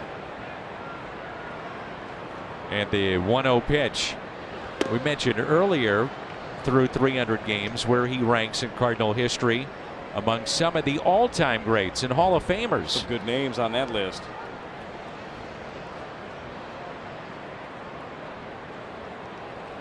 He has been great, and whatever role he is asked to fill, he does so. He does so with a smile. He does so with energy. Here's a 2-0 pitch and a pickoff that's scooped up there by Adams. I thought during the winter warm-up, to have an understanding of the kind of teammate that Jose Martinez is. A lot of people were asking him about, the potential of a trade. And then he's asked about, well, if you do come back, you're coming off the bench. Cardinals had talked about Fowler being in right field and, Bader in center, Ozuna in left. And he said the best thing that could happen is that Dexter Fowler bounces back and has a great year, and I don't have to play a lot. And that's taken inside. He said, not that I don't want to play, but for the betterment of the team, that's a good thing. You know how special that is? You've been around this game a long time. It's hard to be selfless. Like, everybody tries to look out oftentimes for number one, but he's taking advantage, doing his job as best as he can whenever he gets the chance to do so. It was about 2 weeks ago. It was after the game. He was asked about it. And one of the first things he brings up is, hey, we need Bader back. We need Tyler O'Neill back. We're a better team if they're back. And he's very selfless in that regard. You appreciate that. Oh, no doubt. So 2 on, and here's Yadier Molina. And that's tapped foul. Molina saw his hitting streak come to a close last night.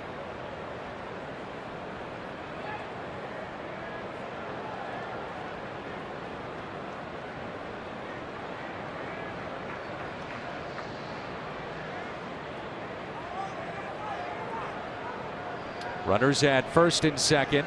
1 out here at the top of the 6th. Pitch number 83 coming up for Max Scherzer.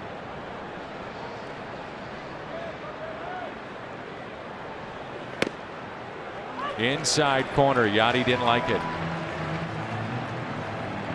Those are always interesting conversations with the catcher and the umpire when he's up to bat. I mean, this one in off the play. Good tailing actions. Very good pitch. And it's one that Yachty is saying, all right, well, I'd like my guy to see one of those too. Because in a big situation, that's going to need to be called. You have to be selective with your words. You do. You got to bite your tongue sometimes. And the 0-2. Molina puts it in play softly towards short, and there's an error, or are they going to call it? Yep, they're going to call Ozuna out. And this is similar type play that we had back in the first inning that resulted to the Cardinals' favor of 2 runs. But this time, Kieboom, even though he was not tangled up with Ozuna, trying to avoid him, and they're going to call Ozuna out on the play. I'm not sure that I saw a contact here on the play initially, at least off the bat. As we take a look at it again here, Yachty catches this one out in front, just puts it in play, tries to do something. There is nothing wrong with what Marcell Ozuna did there. All he did was run. He ran right through it. I don't know. I mean, he's taking a little bit of a turn, maybe, but I do not see any interference there. I'm in agreement with you. I thought the first one was more egregious than that one.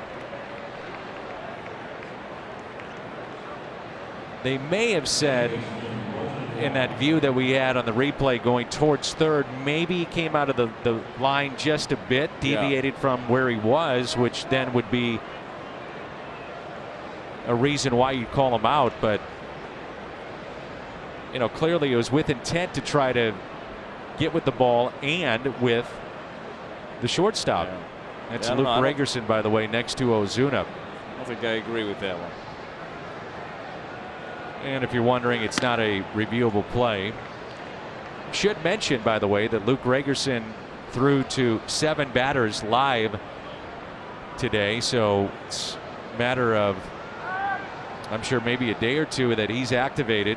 And it was 7 guys that normally are on the bench for the Cardinals, and no ball got out of the infield. That's good news. The reports were a lot of late action on the pitches from Gregerson. For the Cardinals, potentially just another weapon that they can use. The Cardinals bullpen has been a big time area of strength, and you've had a lot of guys. Anybody down there, you pick up the phone, and Mike Shildt has had a go-to guy. You'd have to think that, as you mentioned, Gregerson will be added to that mix soon. So the 1-1. Mentioned the conversation I had with Mark Budaska, and he gave Colton Wong a great compliment. He said he may have the quickest hands on our team, and sometimes what you have to notice is the front leg. If he picks it up high and then gets it down, and it takes a while then for everything else to catch up. He said, want to get that front leg down and let that bat rip through the zone, and when he's doing that, he's as good as anybody. Quick hands. The 1-2 pitch. There's a quick bat right there. Yeah, it was really quick, and as you mentioned, barely even picking up that front foot at all on that. You got to be able to be geared up for 96. You see it, just a quick little toe tap. He gets those hands going. Look, the swing is a constant evolution. You're always trying to work on things, trying to find the perfect fit, the perfect feel. Sometimes for guys it's a high leg kick, other times it's a toe tap. Sometimes it changes. And the 1-2 pitch on Wong.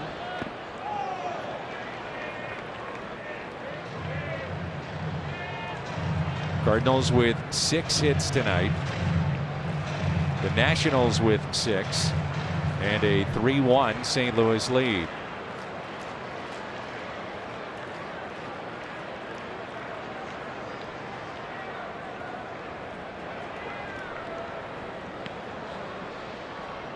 The 2-2 pitch to Colton Wong. Held on to by Gomes, and the strikeout, number 6 tonight for Max Scherzer. Midway through 6. 3-1 Cardinals. A look at the National Mall here in Washington. The umpires here, they just had another conversation with Mike Shildt, and I'm sure that visit was about the play with Marcell Ozuna running from second to third on the grounder. Yeah, sometimes you just want, after the fact, a little bit more clarity, and actually it was home plate umpire Nick Marley and Gary Cederstrom, the third base umpire. They got together, they talked about it a little bit, and then Gary went over to talk to Mike Shildt, and maybe it was a hey, we talked it over and we think that's right. Maybe it was a hey, we talked it over and I might not have gotten that right. You never know, but it's nice to have that conversation, because you got to know if a situation arises, you know, what did my guy do wrong so we can fix it.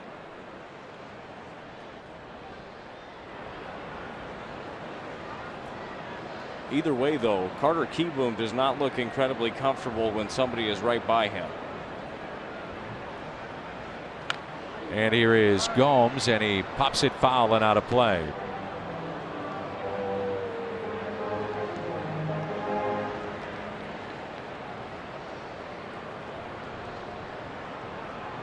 Well, I guess the only way that he interpreted it was that Ozuna failed to avoid him. And that's driven into the gap in left center.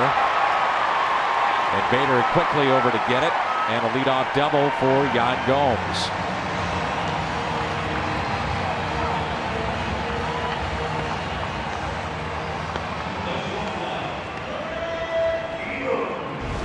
Well, a lot of curveballs today from Miles Michaelis. This one here just kind of loops in there. It's down, but he sees it up. Hits this one hard into the gap. And when you have that type of play, the play is ruled dead, and then the runner is out, and that's what we had last inning. So, leadoff double for Gomes, and now Kieboom, who has walked and grounded out. We're in the home half of the 6th, and there's strike one. Michaelis pitched out of trouble in the 4th inning. It's the inning he gave up a run, but he did have the bases loaded and Taylor up. He lined out to end that frame, and now the tying run is at the plate. Giovanni Gallegos, right-hander, who looked very good last time out, starting to get loose for the Cardinals in their bullpen.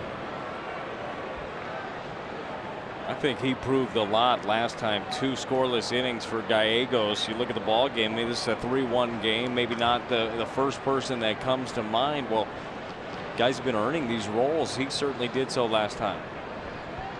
And the 0-2 pitch to Carter Kieboom struck him out. Strikeout number 4 for Miles Michaelis. So Kieboom not able to advance the runner from second to third, and that's a big out. Well, it's a great job of tying him up. He went inside, inside, inside. If the thought process for Kieboom was going to be, all right, well, I can just hit a ground ball the other way and get him over, Miles Michaelis was going to make it as tough as possible to do so. He ties him up and gets that first out. Defoe has hit a soft liner to third and also a infield hit off the glove of Goldschmidt. 1 out, runner at second, and strike one. Well, this is where he has the bottom of this lineup and a chance to get out of this jam. Probably the final inning for Michaelis, who is due up second for the Cardinals in the 7th inning. 20 of 25 first pitch strikes.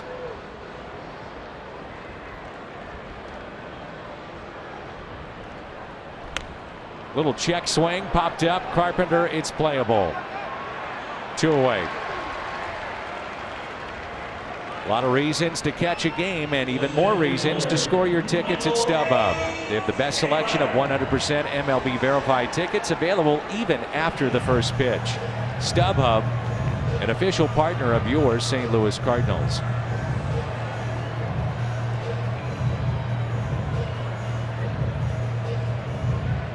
Leadoff double, a couple of quick outs, and now faces Michael Taylor. One of the nice things, and look, not nice for the Nationals, but Soto was a late scratch today. Taylor fills in. Taylor hits from the right side.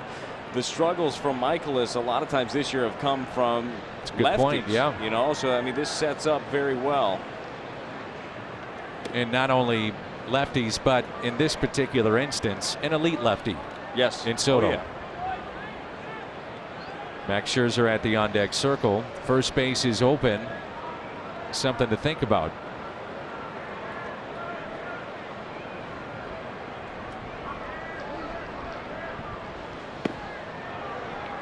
You know, they have a right-hander getting loose. It's Bearclaw.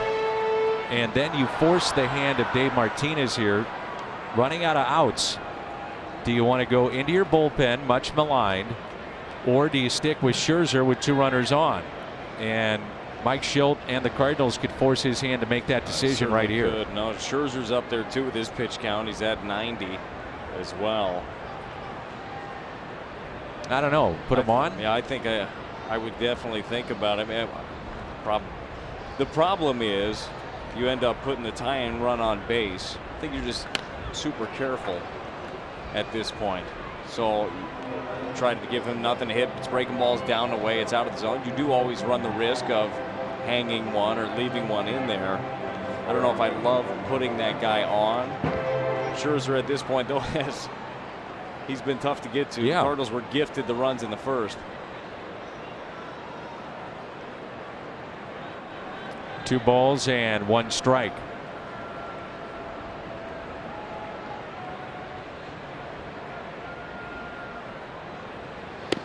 And now 2-2. Well, it changes the at bat now. 2-2 with 2 strikes. You think about putting them away.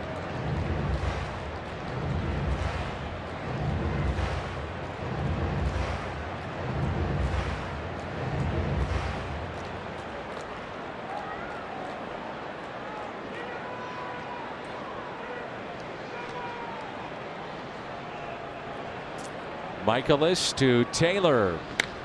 And a high fly ball out to deep left. Ozuna back at the wall. He's got it. Just enough room. Marcell Ozuna near the bullpen door. Told you don't walk him there. Easy. Didn't have to scale the wall, thank goodness. And he makes the catch. Take a look at update in Cardinals history presented by the Lou Fuse Automotive Group. And find out more at Fuse.com. We've got walk-off hits. Edmonds, Adams, Yachty. Always like seeing in these highlights some of the other players that are still around, or those that were back in the day with those teams. That again is brought to you by the Fuse Automotive Group. I don't know how Jimmy hit that home run out. That thing was down. He had a pretty swing, didn't he? Oh man, one of the best. So Bader here, Jairo Munoz at the on-deck circle, and then the top of the Cardinal lineup. Thank goodness that bullpen jets out just enough. Right by the door where Ozuna made that catch. Now it may change what you do in 7, 8, 9. May not see Gallegos. You got to wonder about Miller. He's been used a bunch. Hicks had the day off yesterday. Got to wonder about John Gant. Yep. So maybe it's Brebbia, but Brebbia had a long outing 2 days ago. Well, and maybe you stick with the guy that you had up in that game. Maybe this Gallegos, man. He looked so good the other day. Breaking ball was great. Spotting up his fastball. I think he turned a lot of heads there. Harrison Bader is 0 for 2 with a strikeout. Scherzer has struck out 6. First time up in the second. Sent one to deep right. That tough slider of Scherzer would be a hard matchup maybe here for Harrison Bader. We'll see. We've seen Harrison foul some of those off and battle a little bit more, but this slider is next level. Look at the changeup right there.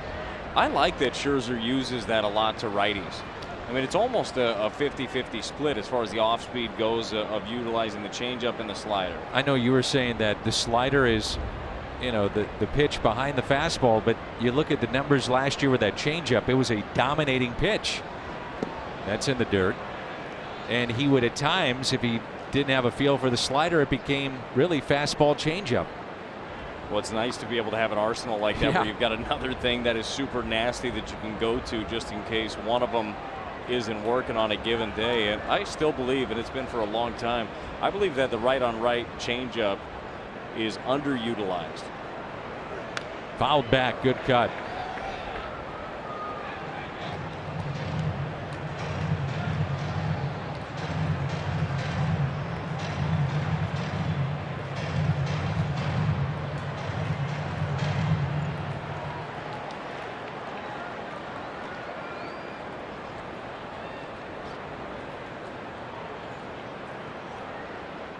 Pitch number 97. And Bader smokes it into the gap in left center. One hopper off the wall. Harrison to second base. He's had some really good at bats in this series. It's all about just battling until you get a pitch that you can handle. And Harrison did just that with this one. You saw the foul ball. You saw him lay off some. And then you see this 96 fastball. Scherzer shook to it. It wasn't the initial call. And he wasn't able to locate it. Harrison puts a great swing on it, drives it in the gap, and here you go. You got something going now with nobody out against Max Scherzer. So Jairo Munoz up. If you're going to bunt, you might as well just let Michaelis do it. So if he's not bunting, you got 3 cracks at it with a man in scoring position.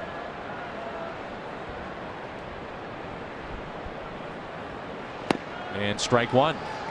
It goes back to a theme that we've talked about a lot this year is productive at bats. You got to be able to make something happen. Certainly you'd love to see a base hit and score him. But at the very least, you'd love to see a ground ball to the right side to get him over. Something to have a productive at bat. So Bader's second double of the year. And Munoz hits it down the right field line, but foul. Munoz pinch hitting here for Miles Michaelis.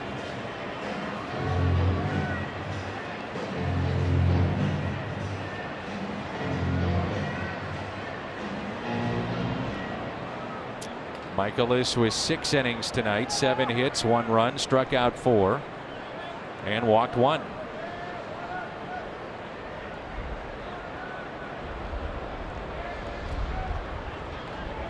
Oh, 2 pitch here, and Munoz taps it foul.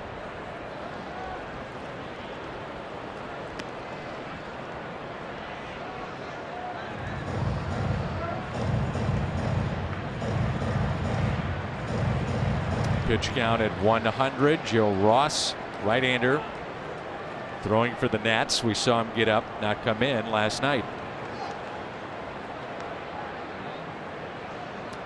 Another 0-2 pitch to Jairo Munoz. And a strikeout. It's 7 for Scherzer. Helps strike out cancer. The St. Louis Cornhole Challenge. Jason Mott, Colton Wong, their teammates, May 20th. Raise awareness in the fight against cancer. Register your team, jasonmottfoundation.org/cornhole.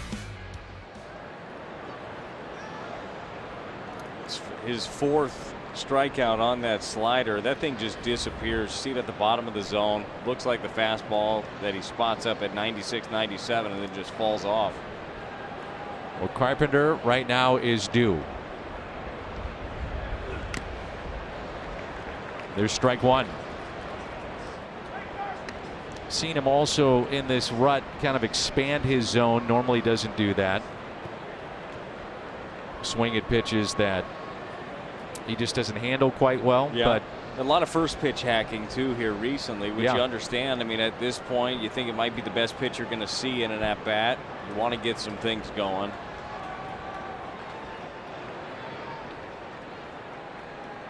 so 1 out, runner at second, and an 0-1 pitch to Carpenter. Check on Harrison Bader, who stole third base in spring training time and again. He did that a bunch.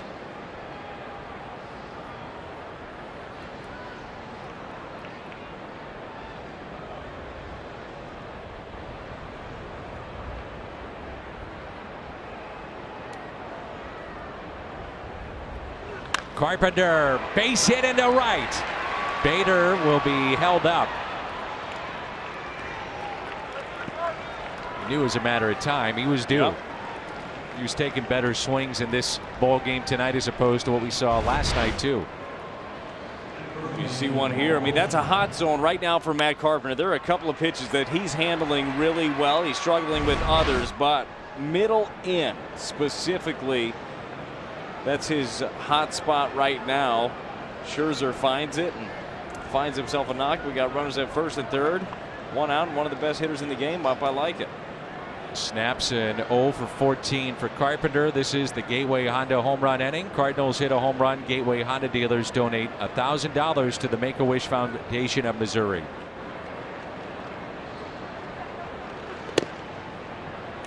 With the shift, I'm sure Bader off the bat would think, well, normally that's a base hit and I'm taking off, but second baseman was so far deep in right and he hit it. You got to make sure. Yeah, pretty well. So not sure if the right fielder is going to catch that, and was kind of caught between whether to go or not. Here's a 1-0. 1 ball, 1 strike. The hard part is now stringing a couple of hits off of this guy. Haven't seen too much of that. We saw it in the first inning. And hits, I guess, is gracious on a couple of the terms. Had some defensive gaffes behind Scherzer. Pitch number 106 for Scherzer. Fouled back. I like the grunt. Just let me be. Scherzer's been so great in his career overall, but especially in spots like this when he has to bear down. You don't see him make too many mistakes. You see him bury the slider down in the zone. We saw it against Munoz. Season high in pitches, by the way, for Scherzer, 109. This is number 107. And the 1-2 pitch.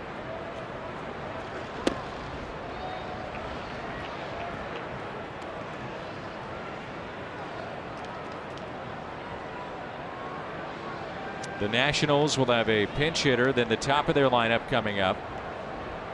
And Gallegos will come in. He's standing on the mound out there in the Cardinal bullpen.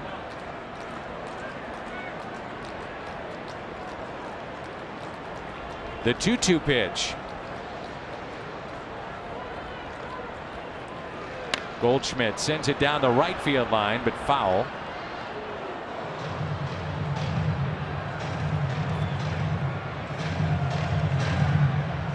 Crowd tonight, biggest of the series, 22,157. 2-2, 157.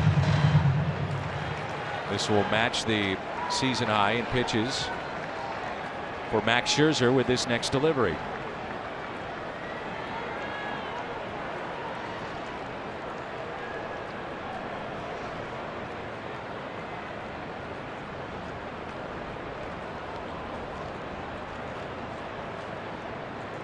Two. Struck him out. Reared back and fired it at 97. 8 strikeouts for Max Scherzer. Showed him the slider away off the plate. Saw a couple of those. And then 97 up and in. Pretty hard to cover that one. I think he's a little pumped up right now. And it brings in DeYoung. Cardinals need a 2-out knock. Single to center and scored back in the first. Struck out and fly to center.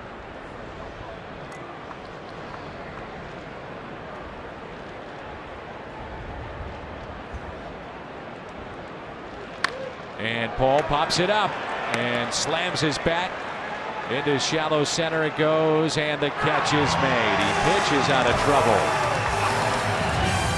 Got to stretch. The authority of the Cardinals to be reproduced or retransmitted in any form. And the accounts and descriptions of this game may not be disseminated without the express written consent of the St. Louis Cardinals. In Washington, 3-1 Cardinals leading the Nationals. Miles Michaelis getting the start tonight for the Cardinals. 6 innings, 7 hits, gave up a run. Only walked 1, struck out 4 in his 99 pitches of work. Matched up with Max Scherzer here tonight, our BJC Healthcare difference maker. Well, for those of you that didn't see the ball game last night, had a great shot of Mike Schilt talking with Yadier Molina. Long conversation. And Mike will lean on Yadi at times. And with more on that, let's check in with Erica. Well, Dan, you and Brad narrated the moment so well, and we talked to Mike Schilt about it before the game. He didn't know the moment was captured, but when he answered about it, he said he equated it to really watching a quarterback and the head coach. It's constant dialogue. He says, you're the general of what's going on, but you've got a guy in Yadi who's caught as many games in the history of baseball. He's won a ton of them. So I just talk through situations like, who do you like for this guy, and what do you see out of this? It's an open dialogue, and he says, I appreciate it and factor it all in. And Yadi and the team, the players, they appreciate that as well. And that's one of the many reasons why he's so well liked in that dugout, Mike Schilt. Everybody feels like they have a voice. And once again, so he talks about, Mike Schilt talks about your toolbox a lot of time as a player. What kind of tools does he have? Can he go the other way? Can he drop down a bunt? Does he have speed? Like, what tools are there? Well, he's got a toolbox also, and he's got a toolbox full of assets. Look, Yadi's a tool for you not only behind the plate, but in situations like that, and it's foolish to not use him. Brian Dozier will pinch hit. So Scherzer out of the ball game, both starters through. Our Chevy called to the pen, Giovanni Gallegos, and he has done nothing to disappoint here pitching for St. Louis. He's been outstanding and getting better. 1 ball and 1 strike. A look at the Hyundai pitch arsenal. Well, fastball, slider, curveball, great feel for all of them. Sparingly uses the curveball. Was spotting up the slider very well last time out. And look, the thing that I like a lot about Gallegos is he's aggressive. He goes right at you. Here's a 1-1. And a little flare lifted out to shallow right and a base hit. Not a bad pitch, but Dozier, that's a professional hitter right there. Strong hitter. This is a very good pitch. There, sometimes you just have to look at it and say, all right, tip your cap. Slider, down, away, everything that you'd want out of it. But does just enough here to serve one out there into a perfect spot. So the base hit by Dozier, and now it's Eaton.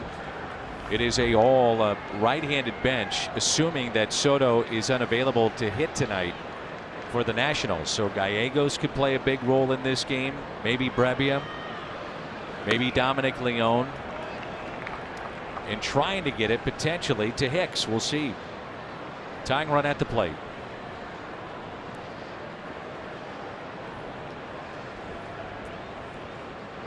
Eaton 0 for 3. Twice is grounded to Colton Wong and fouled out.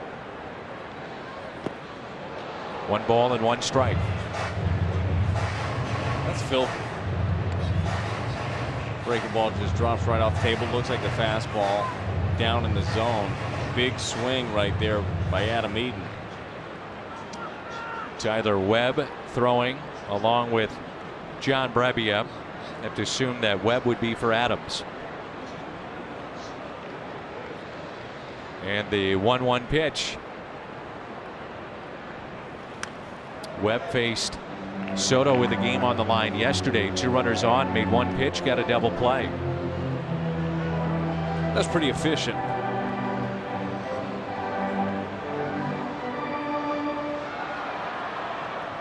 For all the talk recently, especially coming into the series about the Nationals bullpen, those guys have been getting the job done. Have so far in this series, haven't allowed a run. Had 8 scoreless the game before for the pen as well.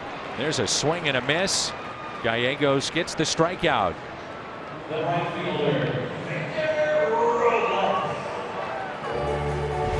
Well, we saw a couple of breaking balls in the at-bat, and then 94 just ties up Eaton. It's a good pitch. Once again, just being aggressive. Going at him. Love to see a ground ball. Robles is 2 for 3 with a couple of singles to left and a run scored tonight. And we've seen he's got a little pop. 5 home runs this year. Again, aggressive with strike 1. 95. Well, there's not much Robles can do with that pitch. That's 95. It's down and it's on the outer black. If he does offer at that, he's going to hit a weak ground ball somewhere. It's just a perfect pitch.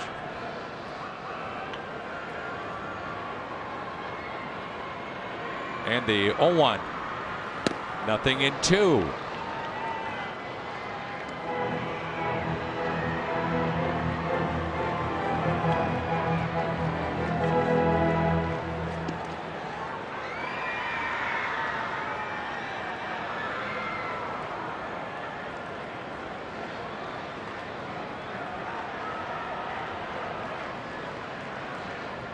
And the 0-2 pitch taken for a ball outside. Cardinals, if you just joined us, picked up 3 runs in the first inning, and it was a misplay in right, and then with the infield in the first inning, which tells you, speaks volumes about the offense. That's I right. guess, for the Washington Nationals.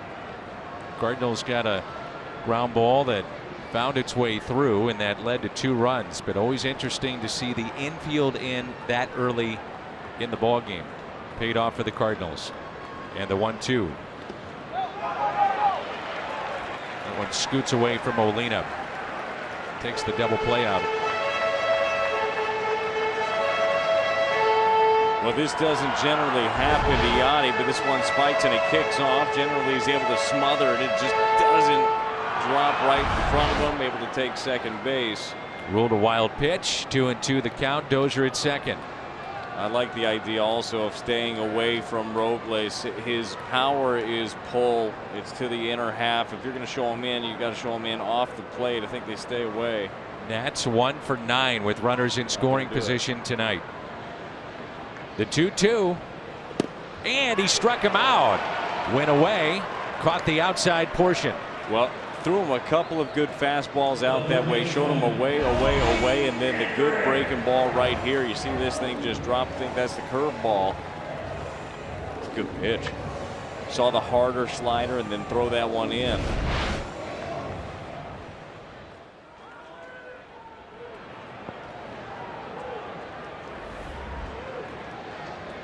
And now Kendrick, he's 3 for 3 tonight with 3 singles. And the first pitch is strike. Mentioned that Gregerson is coming back at some point here very shortly for the Cardinals. It's a tough decision. Well, you've got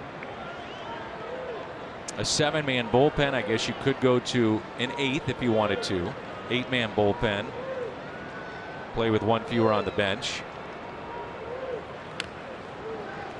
But right now, the way that some of these guys are throwing, it's, you've got tough decisions. You really do. And I guess you can never have too many good players. I mean, so these are all good things to have to shake out. But everybody in that bullpen right now, I don't think there's anybody you look at and say, oh, well, that's obvious. I mean, he's the odd man out. Just not the case right now. And as you mentioned, Giovanni Gallegos is carving himself out even a bigger role the way that he's throwing the ball here recently, and hopefully finishing off Kendrick here. And a fly ball into right, and a scoreless inning put up by Gallegos. Giovanni gets the fly ball into right. 15-pitch inning, no damage done. 3-1 score, top of the 8th. Joe Ross into the ball game. Max Scherzer tonight. Brad Thompson, what did you see? Well, I saw kind of what I expected to see. Somebody that was nasty. You see the 3 runs he gave up. We know how that first inning went. A couple of misplays behind him. A nasty slider. Great changeup. Spotting up his fastball. And once again, Max Scherzer giving his team a chance to win, but finds himself on the wrong end of things currently. And, look, for the Cardinals, hopefully it stays that way. So Ross into the game to face Marcell Ozuna. First pitch hit out of play, and we're underway in the top of the 8th. It's been interesting how the Cardinals have scored in this series, and he's going to get a new bat. But game 1 was 6 runs in 1 inning, and then you had last night the 3 runs coming in that 1 inning. Again. And 3 runs in the first tonight. Once again, not usually a sustainable model. Now in the game tonight, not shocking that you get to Scherzer in 1 inning. If you're going to get to him, it's likely not going to be multiple times. But it is about time to get into that bullpen a little bit. While they've been throwing the ball as a group better recently, the struggles that they've had. Time to keep those rolling. And strike 2 on Marcell Ozuna. See guys when they have a foul ball like that, foul it back, then they smell the bat, and they literally say they can smell burnt wood. Yeah, it's a lot of friction.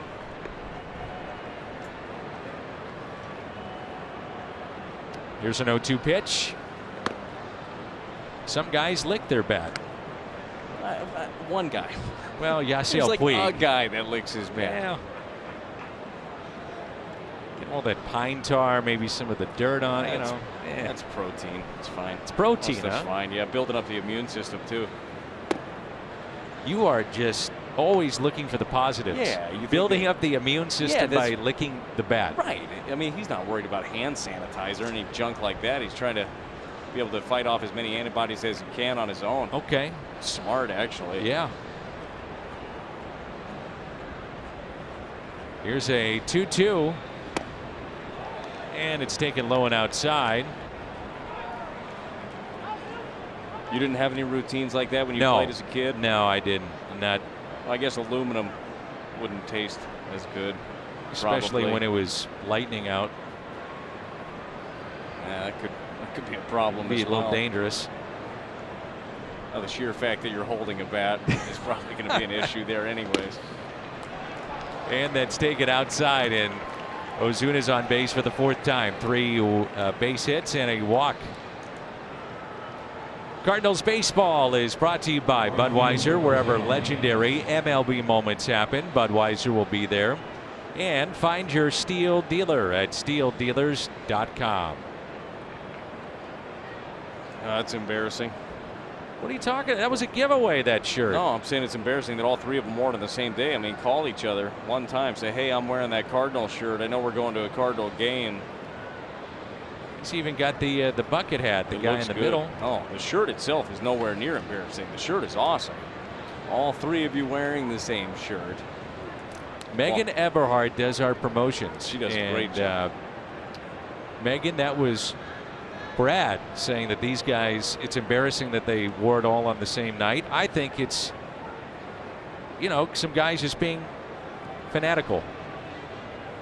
And that's the way you're Mr. Positive, finding antibodies with a guy licking his bat. Yeah, I'm just saying, haven't you ever gone out with the fellas and you show up and it's like, well, dude, we're wearing the same shirt. Great. And that's a base hit off the bat of Jose Martinez, and Ozuna hustling to 3rd, Martinez to 2nd, and in there. A double for Jose Martinez, and he's on base for the 3rd time. A walk and a couple of hits. Well, the opposition is continuing to try to figure out ways to get Jose Martinez out. Here's the thought. Oh, let's try way in off the plate. No, that's not going to do it either. He's going to pull the hands in. He's going to crush the ball right down the line. Double for Martinez. Keeps things rolling. And look, it's about getting to the bullpen. It's about scoring again. Continuing to add on. And the Cardinals putting on some pressure. Back to the shirt scenario. That's never happened to you? When you go out, you're hanging out with your buddies, and you look and you're like, man, you got the same shirt. I had that with a teammate. I get out of the elevator. In walks Chris Duncan. And Duncan and I got the same shirts on. And we look at each other and it's like, all right, am I going to change or are you going to change? Those guys. Well, you guys weren't really fashion aficionados. I'm sorry. What do you mean? Well, what was around you? Very fashion forward. Now, the times have changed quite a bit. And maybe that shirt isn't in play anymore, although it's still in my closet because I'm a bit of a hoarder when it comes to things. Gotcha. I might break it out again. You never know what's going to come back fashion-wise. I'm still waiting for the huge baggy suits to come back because I got a lot of them. And I want them to come back badly so I can wear them. Pants are like those Hammer pants. Big MC Hammer pants. Yeah. I know you rocked those back in the day. Vanilla Ice. Here's Molina with the infield in. So that one year you actually liked Vanilla Ice. Didn't you cut your eyebrows a little bit? A couple lines into your eyebrows? Oh, yeah, I shaved them. I do the same thing on the side, too, with the lines in it. Those were all great. You had BT on the side of your head? Yeah, you saw that, right? Yeah. I tried to make it where you could still see it under the hat when I pitched, but I think I might have got some of the details up a little bit too high. I might bring it back for one of the broadcasts. Good. Here's an 0-1 pitch to Yadier Molina. Molina, base hit into left. 1 run is in. Martinez held up at 3rd, and Yadi picks up an RBI to make it 4-1, and still nobody out.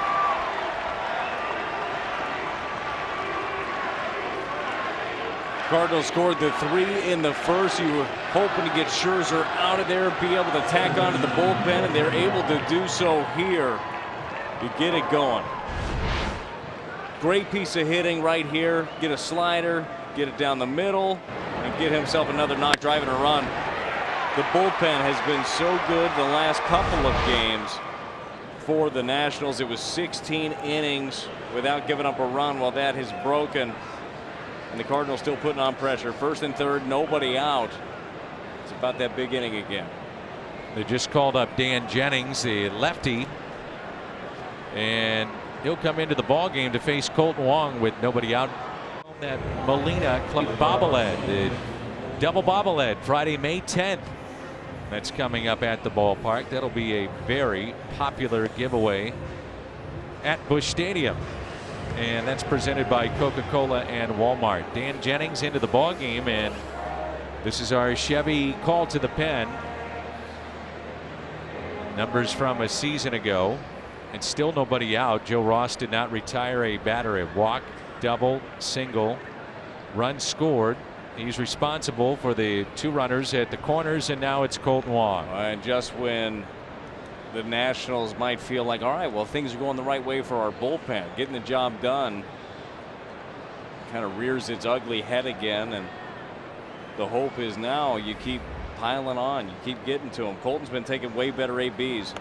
And he drops down a bunt, tried to, and it popped up in the air, and the catch made there by Yan Gomes. So runners at first and third, and nobody out. He's bunting. Well, a little greedy from last night. It worked really well last night in the situation. This one,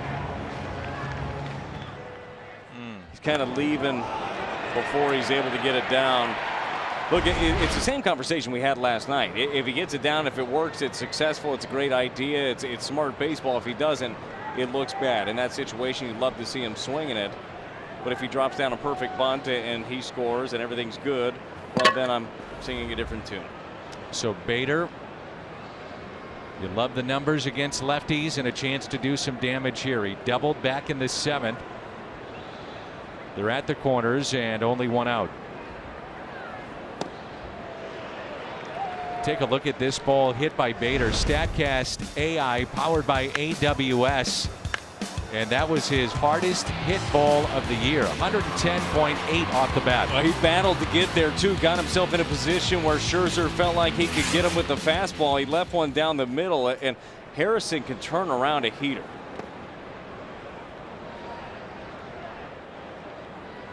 So that ball hits the dirt. It's thrown out. Take a guess how many pitches a ball lasts in a game.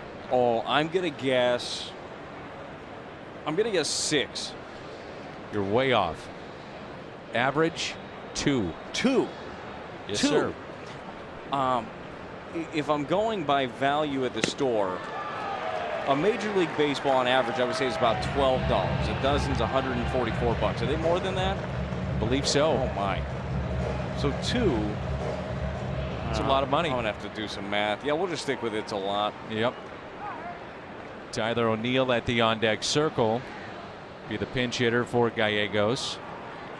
Webb throwing in the pen. That pitch in the dirt, and Molina stays put at first. They rub up. That's the guys in the clubhouse. About 6 dozen. That Mississippi mud for just about every game. And then generally you probably have to go back to the well. The 2-2. There's some talk that there would be a uniform baseball across the league. I thought it was going to be introduced at some point this year, and I've got to do some research on this, but to where you didn't have to rub up the ball. So the home team like rubs them up. Japan. Right, and then you would have no the other team or whomever is out on the mound saying, well, it's too slick, it's rubbed up too much, whatever. Everything's uniform. I'm telling you, you go place to place, even ball to ball. Under the glove of Keyboom in an air. And Bader puts it in play, and that'll score Martinez. What could have been maybe a double play. Even with Bader running, that ball was scorched off his bat, and Keyboom couldn't come up with it, and the Cardinals add on. This one is hit very hard, but Keyboom has had himself a tough day. I think that is too if he picks that. Had the one in the first inning that snuck by him. Ended up scoring a couple of runs. The one, fortunately, was called interference for him, where Ozuna, I still don't think did anything wrong, but had to struggle there. The ruling finally comes down to match what I put on my scorecard, E6. That's good because you use a Sharpie. I do. The Cardinals will take it. It's now a 5-1 lead. And here's O'Neill.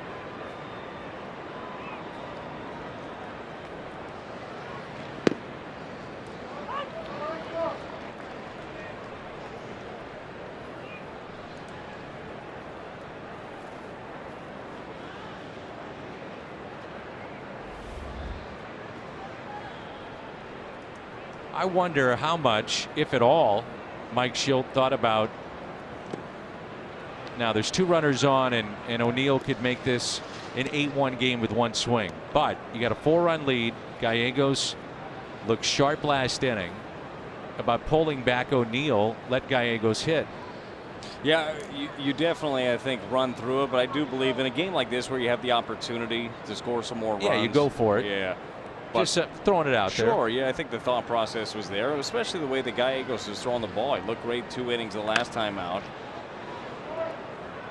Looked very good in his one and only inning of work here tonight. John Brebbia starts to throw now in the Cardinal bullpen. I wonder if the idea was to maybe have Webb start the inning with the lefty Matt Adams in a tighter game. But now with a 4-run lead, you might just have Brebbia start the inning. Yeah, I think that you feel good about him against lefty and righty. Certainly when it's tighter, you like to utilize some matchups if you have the ability to do so. But a lot of good weapons down there. A lot of different ways to deploy them. 2-2 the count. O'Neill had the comebacker absolute rocket that was hit last night. Off the glove of the pitcher as he faced a lefty. And he works the count full. Now 3-2. O'Neill is about due for one of those majestic home runs. He is for sure. He could do some big time damage right here. He's one of those guys where he's fun to watch during BP. And the 3-2 pitch now to Tyler O'Neill, and he strikes out.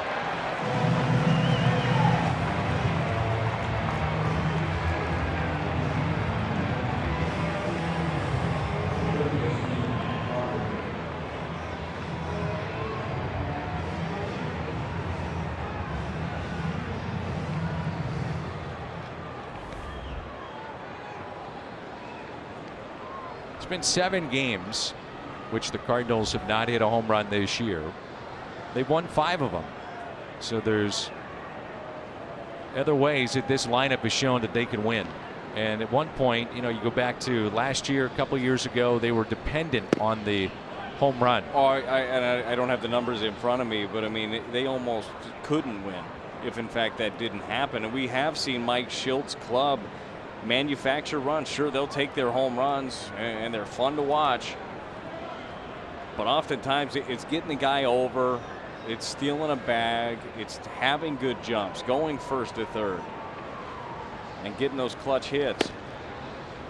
Carpenter broke in 0 for 14 back in the 7th inning. And ahead in the count here, 2 balls and no strikes. Lefty just got up for the Nationals, and Carpenter reaches. You would think that Goldschmidt faces a left-handed bat, or left-handed pitcher, excuse me.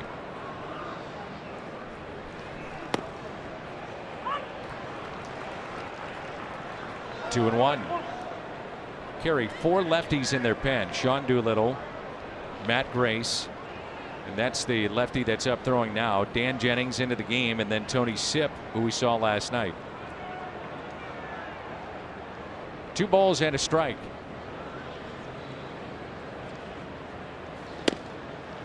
3-1. I guess the plan is, I mean, it's always when you're constructing a bullpen, you like to have balance, but you also want to take your best pitchers with you, whoever that ends up being out of spring training. And it was a little different. Now, Dan Jennings just recalled when Rendon went on the IL, but it is what it is. And look, next year is going to be different too. You're going to have lefties, righties, get both of them out.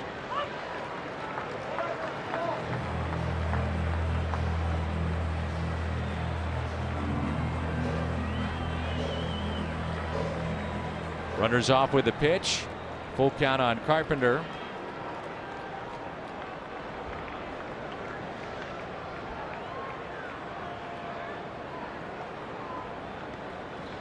Outfield straight away. And Carpenter strikes out.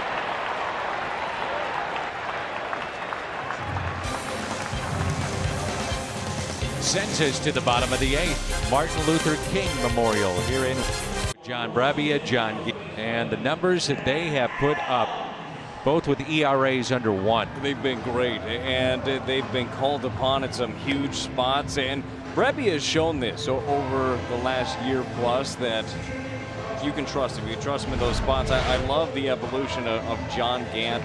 It was a lot of games that he started last year, and he's found himself a great role at the back end of this bullpen. Well, we had a nice visit with John down in the dugout before the game today, and I wanted some clarity on the beard. Yeah. And he said that the beard is coming in nicely. The last time he shaved was opening day in Milwaukee before the game, and he said, you know, guys, you probably don't realize this, but I'm getting, you know, some areas of the face are filling in because I get a little curly on the beard, so it's not as full as I'd like it, but yet I'm progressing nicely. Well, you mentioned how well, you know, the coverage was good, and he said the key to it this year has just been how the way his beard lays. Right. You know, it's really covering well, so good for him. Since the beginning of the season, that's what he's got rolling. I'm 37 years. I got nothing. It's okay. It'll happen. Right? Everybody goes through the changes of life, and at some point, probably at 40, that's what they say. That's Yeah. when you grow a beard, is at 40. I'll get there. John also, I tried to get some clarity on how many years he spent getting to the big leagues. And I can't tell you how many scouts have said, where did the Cardinals find this guy? And it just popped up. Matt Adams, and Young makes the catch. And it's a credit to John Mozeliak and his staff to find this kind of weapon out of the pen in John Brebbia. And John was telling us that he was drafted, spent a couple years in the minor leagues, and then he went to independent baseball. So he actually was trying to add it up for us, but 2 years he spent in independent baseball to figure out his velocity and fastball. And he said, look, if I'm going out, I might as well just throw it as hard as I possibly can. And he got on the mound and started throwing as hard as he can. Just here it is.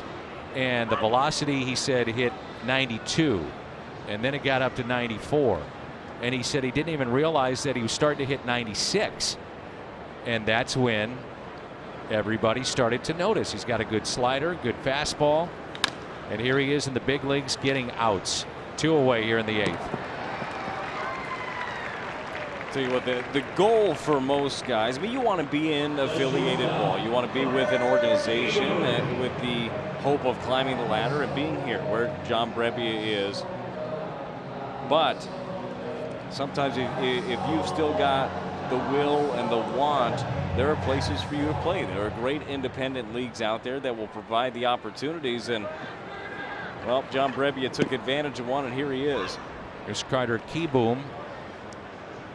I also got a kick out of it. I said, you know, John, I thought the other night when he walked 3, most he's walked in a game. I said, was the strike zone kind of shrinking on you a little bit, or what'd you think?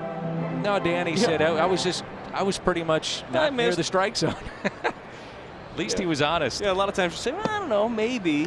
No, he's like, no. Nah, I just didn't have it. That one caught the home plate umpire.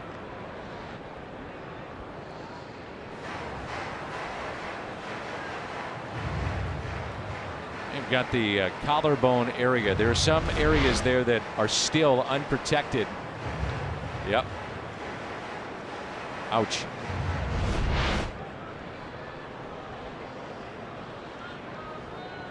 That's a tough job back there. It's a thankless job back there as well. You get beat up. Here's a 1-2. Fastball blew it right by him at 96.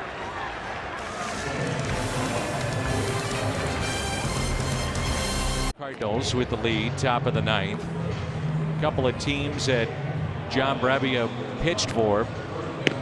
American Association, he was in Sioux Falls. The Canaries. That's right.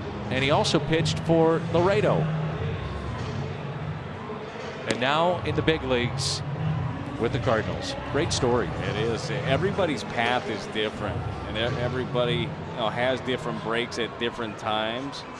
And look, there are a lot of guys out there that their story ends with the first time that they were released in minor league ball, whether they didn't want to go play anywhere else or didn't feel like independent ball was going to be the route.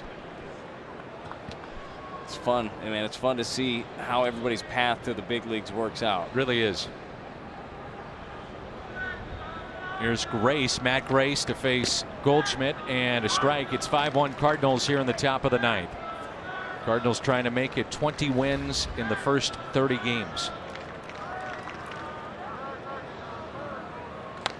And that's hit out of play. It's amazing what has changed within this team. And I know that, look, it's easy to watch a couple of games and then start freaking out. I guess that's fandom.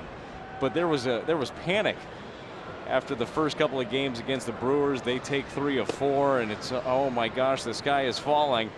Things are going all right. We're asked every year, what do you think is going to happen with this team? And there was a different vibe and feeling to the St. Louis Cardinals in spring training. We'll see how it plays out as Goldschmidt lines it for a base hit into right center, and that's a line drive that almost could have resulted in a double off the bat.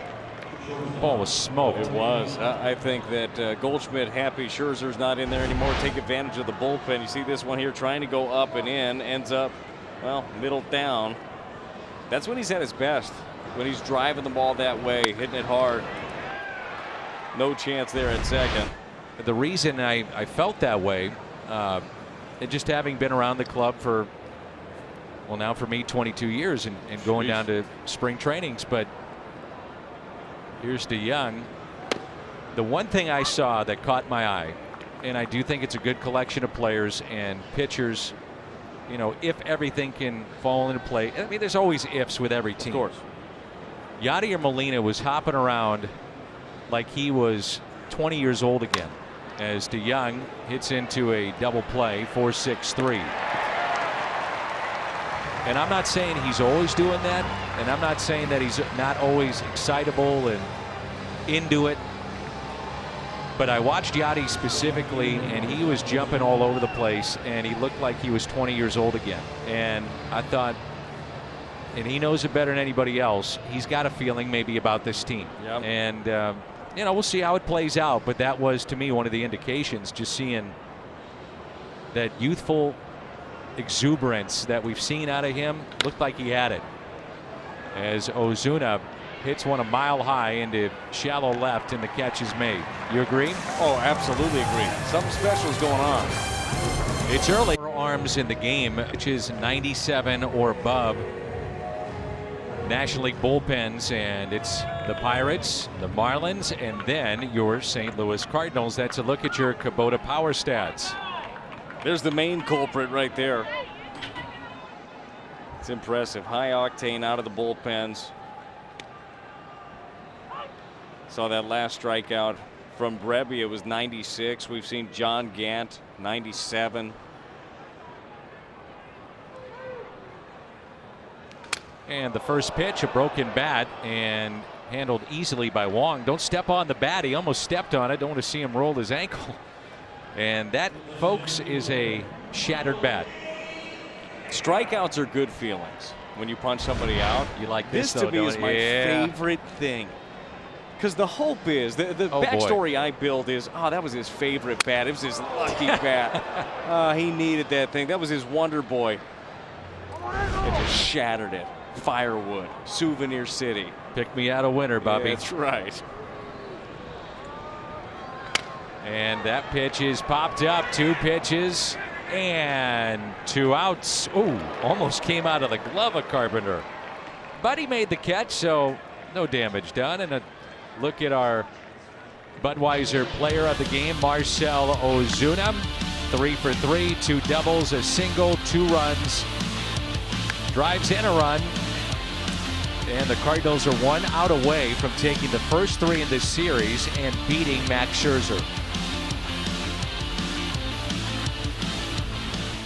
Talk about another guy who's having some fun this year.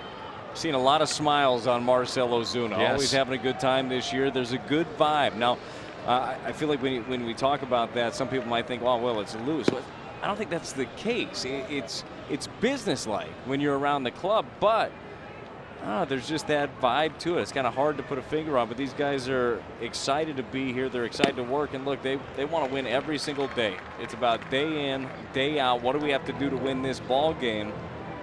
The attention to detail has certainly been there for Mike Shilt's club.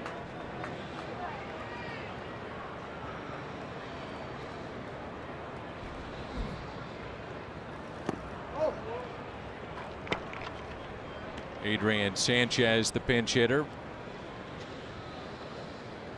It's a club that could smile a bit off to this very good start. 2 balls and 1 strike. Cardinals have out hit the Nationals 11-8 and lead it 5-1. Little flare and a base hit into right center.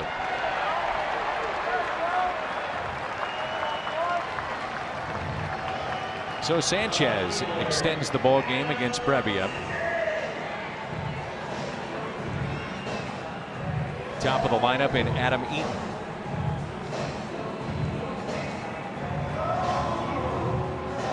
That was also a broken bat. It's 3 in a row. We had the shattered one. Taylor broke his off the end, and that one broke as well.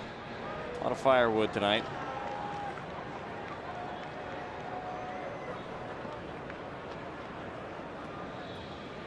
And the first pitch to Eaton taken high.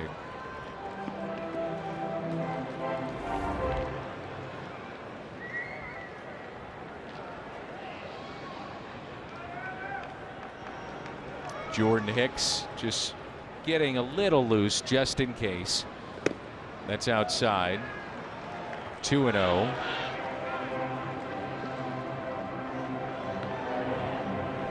On the air tomorrow. Reminder at 2:30 on Fox Sports Midwest.